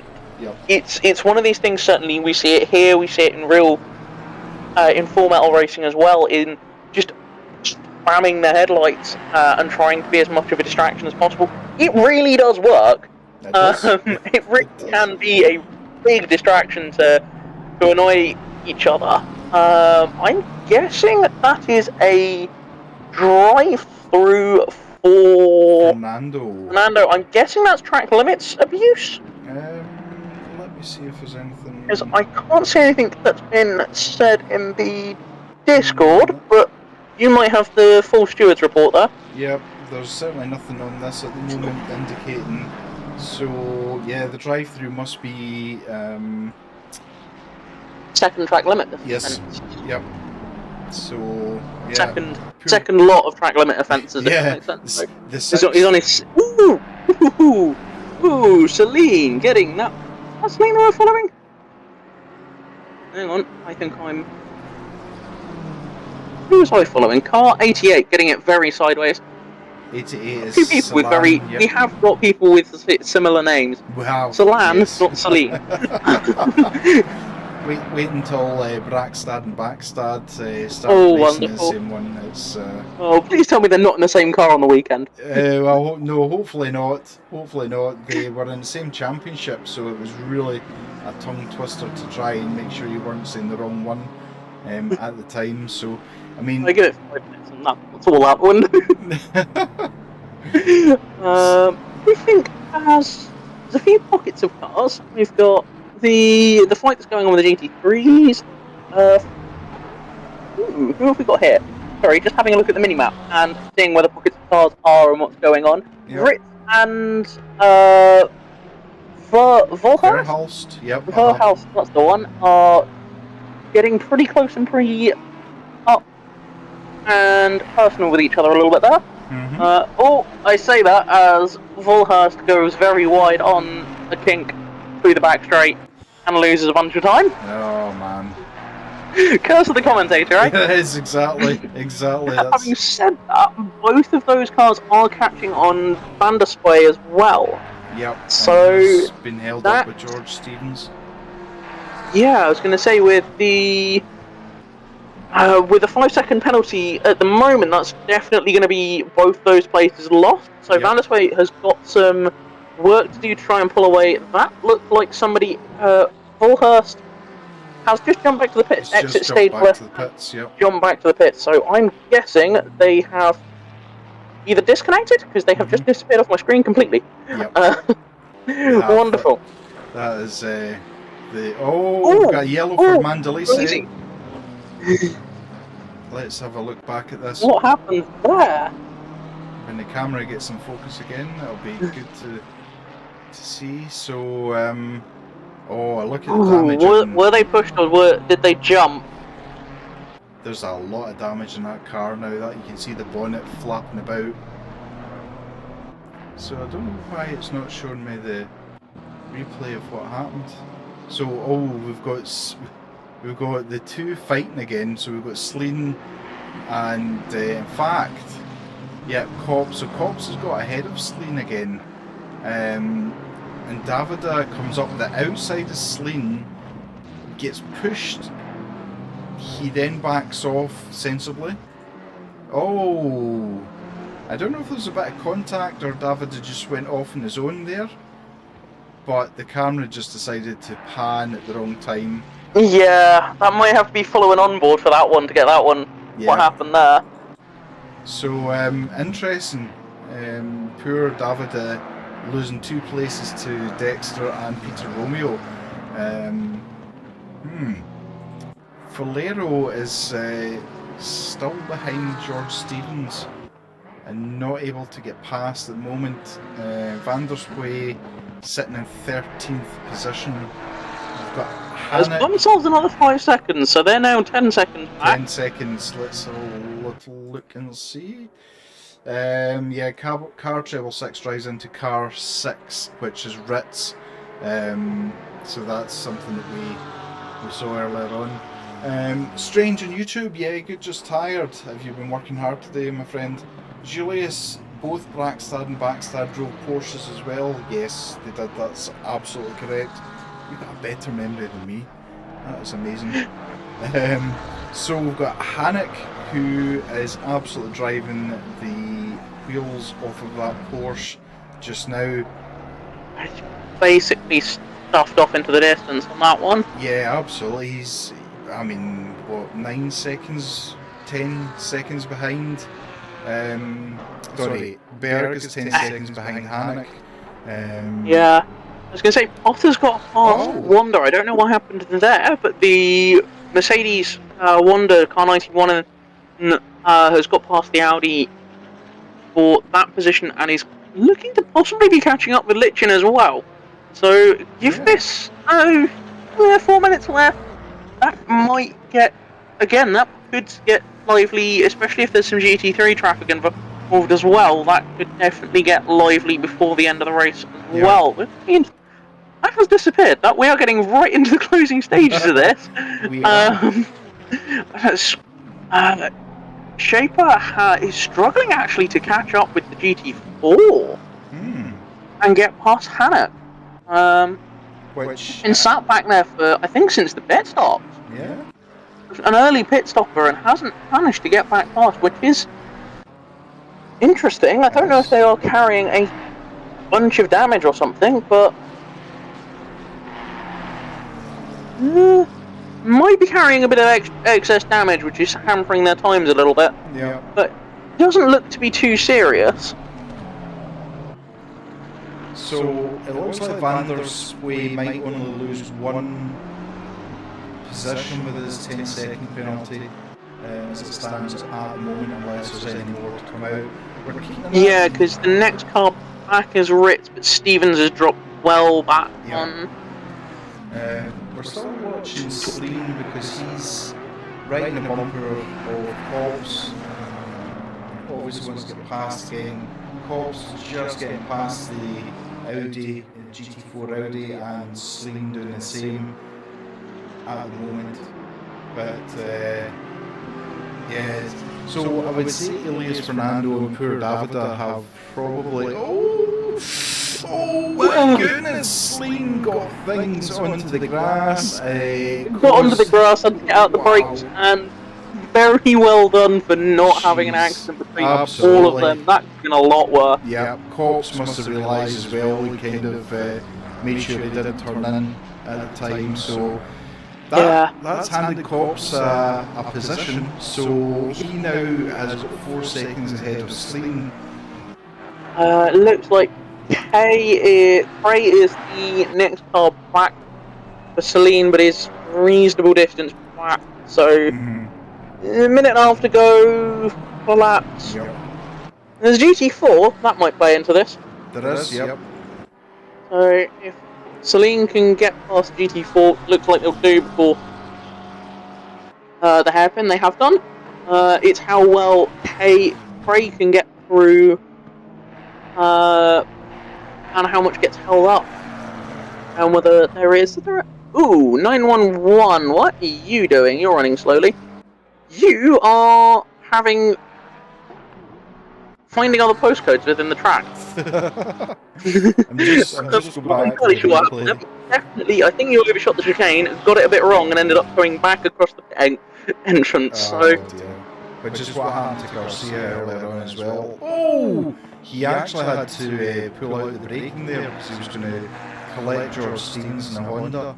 So he absolutely had to get out of that position. I mean, self-inflicted, but well done, because you could have caused a much bigger accident. Absolutely. So we haven't focused on him much, but we've got Edmondson, who is now on his last lap of the race, coming up behind Mr. Stevens, getting past beautifully. Again, poor Edmondson never really gets much airtime because he's so far ahead of everyone else. There's no point in watching a car drive around the circuit on its own. Basically, I mean, had a bit of a... Between Garcia at the start was definitely... Yes. There's definitely a lot going on, but I think after the pit stops, and I think just... Edmondson is just... I think actually just better at dealing with the traffic. Yeah. And doesn't worry about getting held up quite so much, and when they get the opportunities, makes the most of them. And just the fact that he's able to put almost qualifying times every single just consistently. I'd have to go back through the lap times, but I've not. I mean, get down to a 54.0 in race trim. The next Brackstad is 54.4. Is the next fastest. Oh, George Stevens What is the got a next yellow. fastest? I mean, 54.3 the next and 54.4 are the two next fastest laps. Yep. Everybody else is in the 55s. The leader has finished the race. Congratulations to Edmondson on another win. We're just watching Brackstad take P2 at the moment. Garcia back up into P3.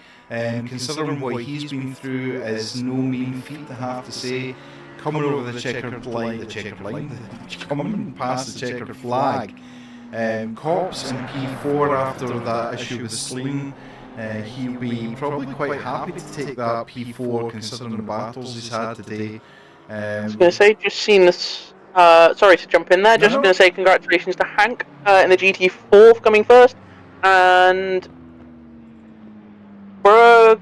I'm sorry, I'm really butchering names tonight. Bruh in the McLaren number 7 coming through in second, and Lichin again managed to get through in third. Potter in fourth, Wonder in fifth. So. No, at the moment, no penalties to serve. So, Yep. And obviously the stewards do have. by the looks of things, they're going to have a lot to deal with. They're So going to have a lot post-race to deal with, so that's why it takes time for the actual finishing positions to be uploaded to SimGrid, but they have to check everything for it. Tiddly Osprey, damn, you finished with 0.5, had to do fuel saving the last 3-4 laps. Oh no! There's nothing worse. So there's no. Just the last car coming across now of Ritz. It's just finished. That is everybody across the line. Indeed. Well, Donkervolk in the GT4 just coming across now. It looks like Elias maybe gave up. He just pitted with his drive-through and yeah. Ended that way. So he had a horrible race through and through. So we'll. So we've got Max in car 202 is marked as disqualified. Oh. And Stuart in the Ginetta, car 355. Yeah, don't know what happened there, but not really set anything on marked. So we definitely saw Mass qualifying. Yep. Yeah, he was there because he. I read his name out for the. Yeah. Peter Romeo. Oh my, I'm sweating like in a sauna, and your throat feels like sandpaper. Woof. That's not a good combination at all. So it's not.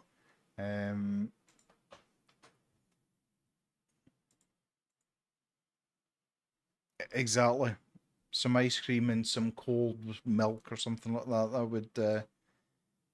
That would help things out. Let me just move this down, out the way. You're happy with P7? Absolutely. The robot voice got fixed. Oh, did it, Davida? Do you know what? I haven't actually really done anything, so yeah. Oh, when I closed the game. Oh, interesting. Interesting. I'll need to have a look into it anyway. BB Lightfoot, Janetta game crashed at end of quali. Ah, sorry to hear that. That is not good. Not good at all. So...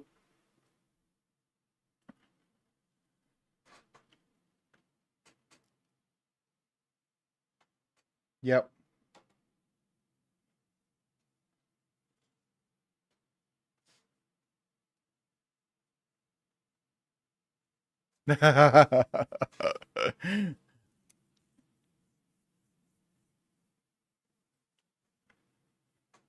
Yep. You can't... What? Why can't you hear Zeta now? What is going on with this? It's like it's possessed or something. Oh, wait a minute. I know why. Right, okay.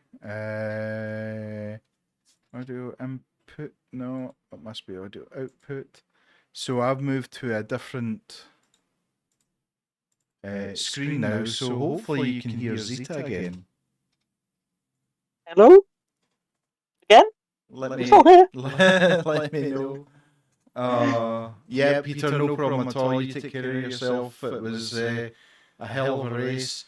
Right, I think what we should do is speak to the winner of the GT3, Mr. Abramson, first, and see how it went. Good evening. How are you? Hi guys. Hello. Thanks, hello.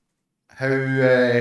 I was going to say, how was your race? Really, the only trouble you had really was the first couple of laps, by the looks of it. Yeah, I was just taking it easy, managing the tires, driving with the higher TC. Yeah. Just to be careful with the tires, and then when I got the temperature after 3 laps, I started doing better pace. All right. So it was just managing tires for the first laps and taking it easy. Yeah.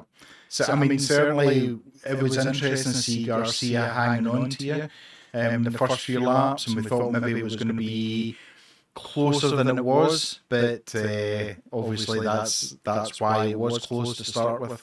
I mean, you just drive off to the distance. Every single race, it's like you just disappear.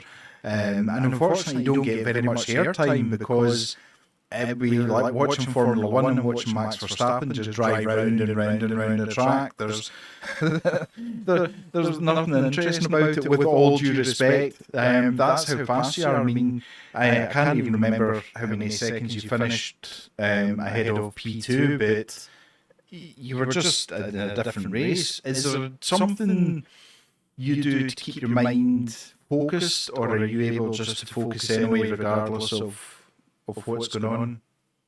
No, I'm just focusing anyways. I'm also streaming live, so yeah, it's just the matter of focusing on what you're doing and then taking it easy when you're up against GT4s. Yeah. I can lose like a second or two just managing how to get past them and don't do anything stupid. We've seen somebody tonight who took matters into their own hand with a poor GT4, and it didn't end well for either of them. So, absolutely. I'm just going to have a look at what the next race is going to be. So my memory is terrible at the best of times. I take it everyone in chat can hear the Discord okay. We've had technical issues tonight with microphones and all this kind of thing. So races. So NURBURGRING. Come on. Next one is Monza. So, I mean, yeah. At the moment, the McLaren seem very, very strong. I mean, in qualifying, top 7, 6 of them are McLarens. Do you feel the car is almost bulletproof? No, absolutely not. I'm driving other series, and I get beaten by the BMWs. They are so much faster than me. Last race on Imola, they were 0.5 a lap quicker. All right. Okay. And no matter what, how hard I was pushing, but the LFM Bop just changed after that race, so it might have been closer now. Yeah. But the BMW is quite fast too. So and same with the Ferrari. Yeah.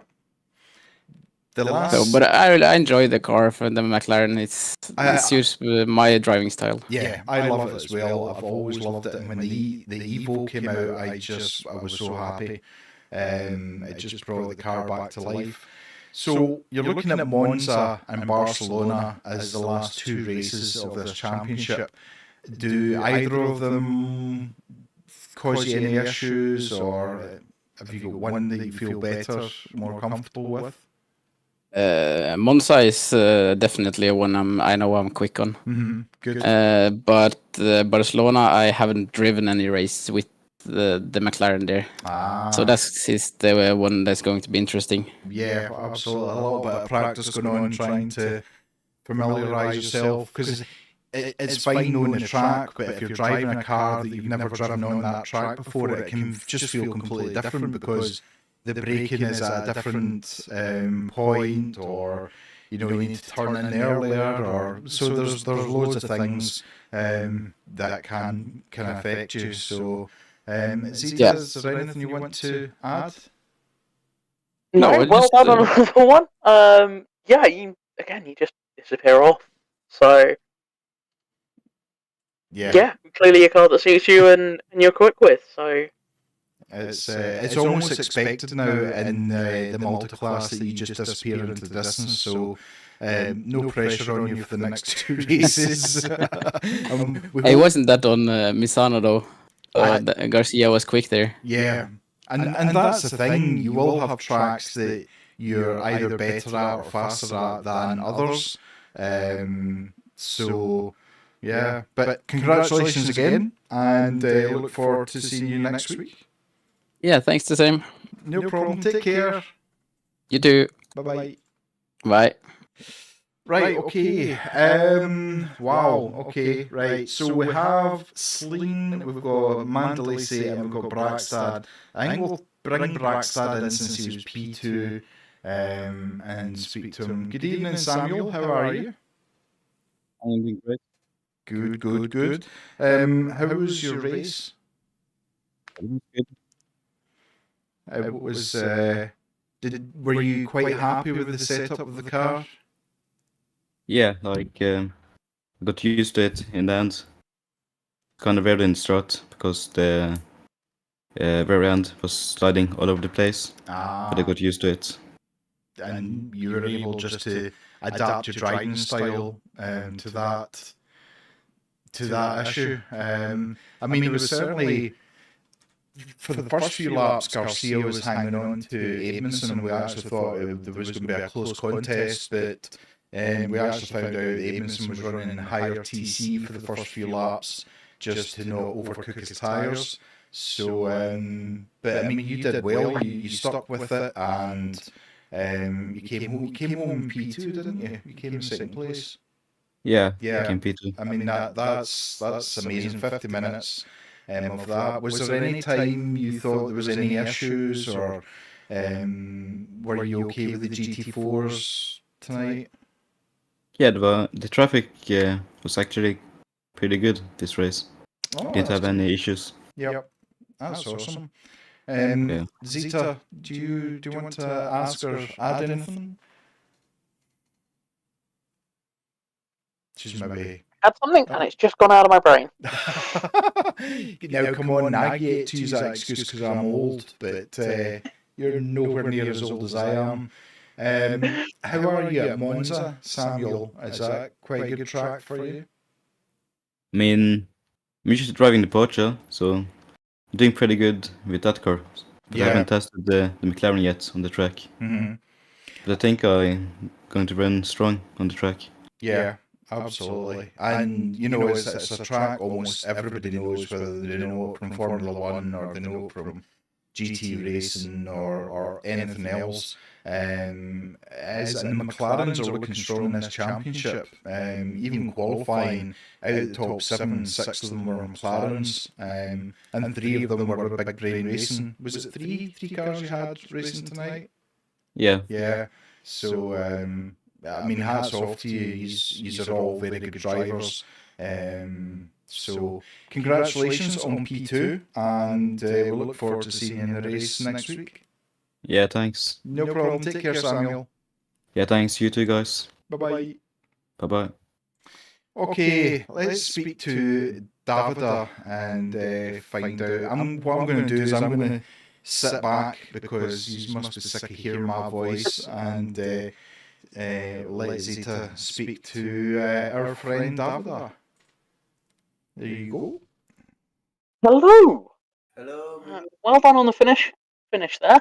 That got quite close and very heated at various points. So unfortunately, you had a bit of some off track action. Do you want to give us what that looked like from your end? From my end, it looked like a mess. I was involved in a lot of little accidents. The first one in T1, someone, I don't know who, a McLaren I think, sent it, and I was watching there. I always have not one eye not 2 eyes on the road, but I had the one back, because you never know what happens.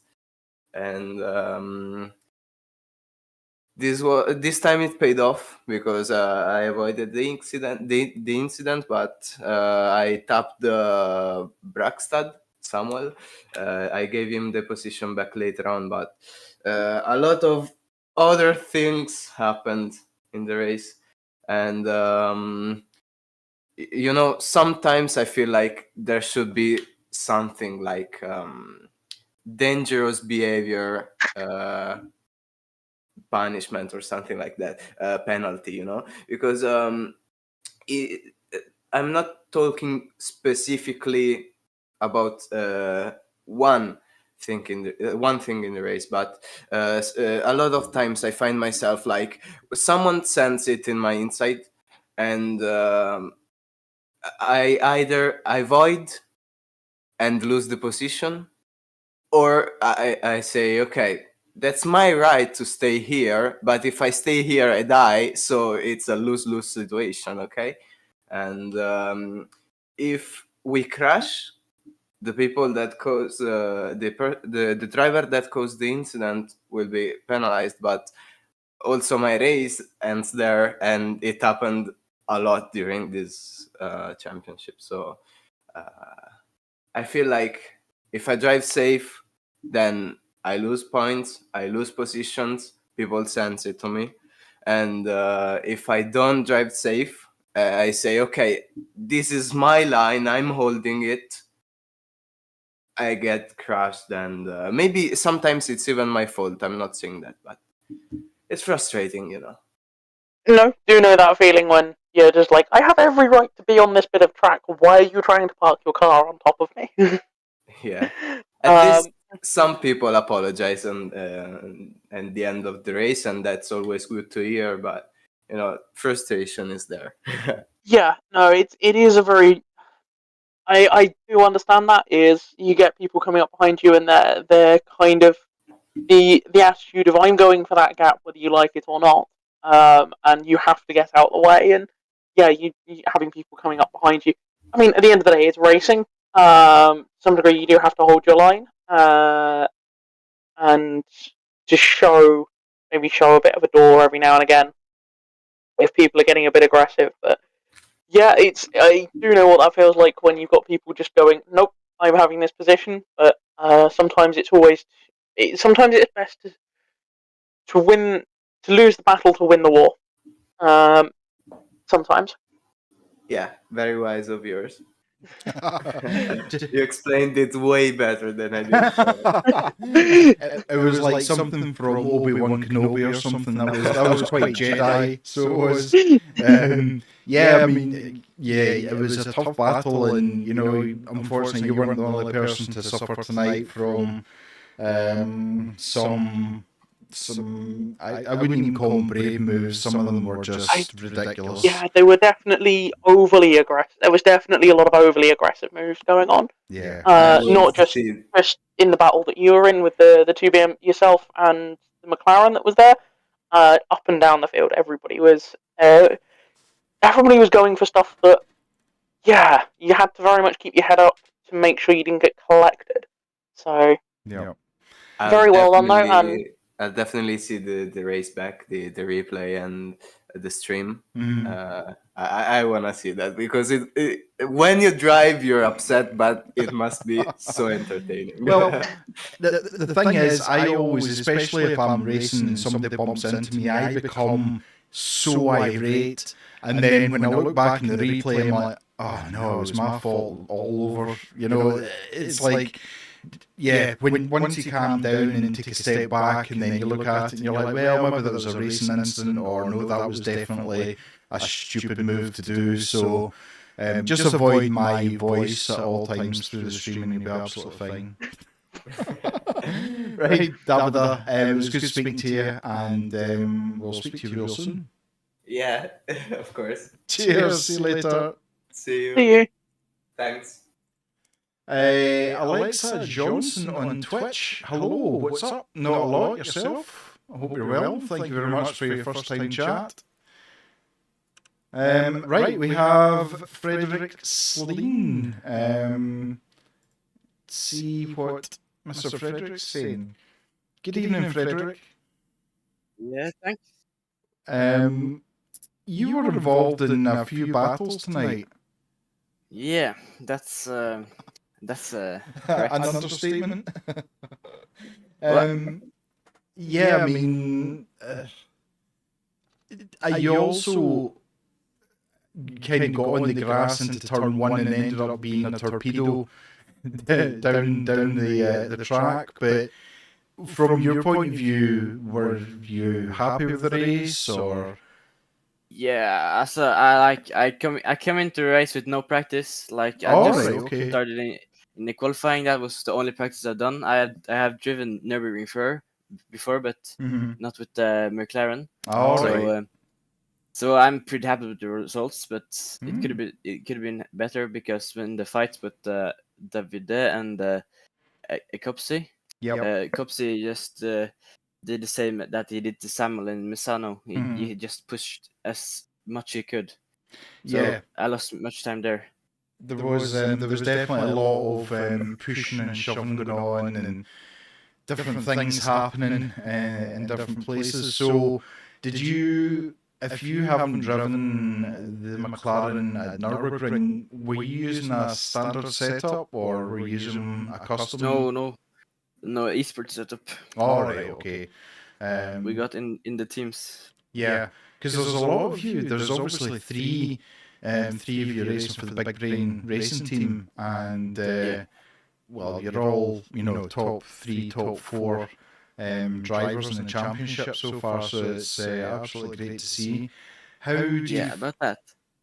I don't see myself in the championship and the sim grid. I don't see my name there. Let me have a look and see. I'll pass you over to Zeta while I have a quick look.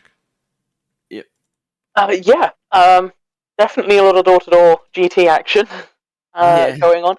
How was the certainly the battles from your end between certainly those two BMWs that you were having a good. Yeah, we were having a good fight, but at the end there was contact between me and Davide, but because I got pushed off of the Ecopsy, so I lost much time. So he got on the outside, and then he did a switchback, but he didn't see me, I think, because I was off the track, and then he hit me with his front tire, and then he spun. Right. Fair enough. Yeah. So. And with the Garcia crash, from my point of view, he was pulling out of the fight, so I just turned in because on my radar he wasn't there. I mean, that's certainly in certain places that's easy to do, to lose people. They'll disappear off the width of it, and then suddenly, they're next to you. So, no, do you know what that's like? Is from turning into a corner and going on there a lot closer than I thought they were. By which point, getting out of the corner is almost a non-existent possibility. So yeah, no, it was good. Well done on managing to get through and vaguely survive. Obviously, unfortunately, you had the moment on the grass. What happened there when you got on the grass and it all sort of went very wrong? No, I gotta think hard. Maybe remembering this, there was a lot of McLarens doing things. Was it yourself that went off? Or was that somebody else? Might have been. I don't think I went on the grass. No. Am I getting drivers mixed up now? No. I think you were right. I think you dipped your tire on the grass in turn one. Just and then then I braked too late, and then I hit my tire on the grass. So certainly from your registration, you're shown as a reserve in the championship. So I don't know if you open a ticket in Discord and just ask, because I don't really know how the full SimGrid stuff works. That's more kind of staff and Hayden. But you're definitely shown as a driver, but as a reserve for some reason. Are you looking forward to Monza? Yeah, this time I'm going to do some practice. I'm feeling much more confident when I do practice. Well, exactly. If you can get that chance to practice it, it makes you more calm because you know exactly what you're going into, rather than jumping into a car and going, I have no idea how this is going to handle around these corners. But no, I mean, you race well. You were on the stream quite a lot because you were battling with Copsey and Mandalisi. So, yeah. Congratulations, and look forward to seeing you next week. Yeah. Take Very care. possible. Yeah. Bye. Yeah, we see. Nope. I've just cut him off. Oopsie. So, I mean, from my point of view, we didn't choose drivers of the day today, mainly because I forgot and we've had a few Yeah, I did with about a minute to go. And went, oh, we haven't done that, have we? But, I mean, was there a driver that stood out to you today, Zita? Was again, didn't really say too much about them. It was the GT4s, and I tend to keep half an eye on what they're doing. Mm-hmm. Again, it was Lich in the GT4 just cruised through the field. Didn't really. I'm sure had a great race. Just they managed to get through so much. I think possibly with the contact that happened, jumped a bunch of people, but managed to get through. Started way down in quali, and then just cruised up through and finished second or third. Yep. And I'm sure last season multi-class Lichten was either P1 or fighting for P1 in the GT4s. He was definitely way up there with the racing, so absolutely good spot from that point of view. He is fast and he can be up there. Obviously, we're missing Callum Jones tonight, who would have maybe put a bit of a mix on with the rest of them, but it's good to see other drivers being able to take P1 and P2 when the leader of the championship isn't there. So, we're looking forward to that. Don't forget, we will be live on Saturday with a 6-hour endurance race with GT2, GT3 cars at the Red Bull Ring. Myself, Zita, and Davida Mandalisi will be driving a car together. Davida, thank you very much. It's been a pleasure watching you. We'll catch up tomorrow for some practice, hopefully. So the stream will start at 2:30, and that is GMT time, over on Twitch and YouTube. We'll be running for 4 hours. First 2 hours will be myself and Ches. Second 2 stints will be myself and Zita. And then the last 2 will be Ches and Zita, as I'll be in the car driving, hopefully, safely and appropriately for the conditions. We'll wait and see for that. Yeah, we'll see what happens there. Exactly. As we've already know from doing the GT2 and GT3 driving at Red Bull Ring, the GT2s get past the GT3s quickly on the straight, but the GT3s get straight back past them again on the corners. So it's going to be interesting, I think, to see how things turn out. But 6 hours is a long time. So it is. I think from what we've found of driving the cars, I think what it's going to do is it's going to require a lot of heads-up driving from the GT2 drivers to make sure they're not, unless they are battling another GT2 for position. It's going to, I think, have to be a lot of heads-up driving to make sure you know to just let the GT3s go. Yeah. Rather than trying to hound them and hold them up.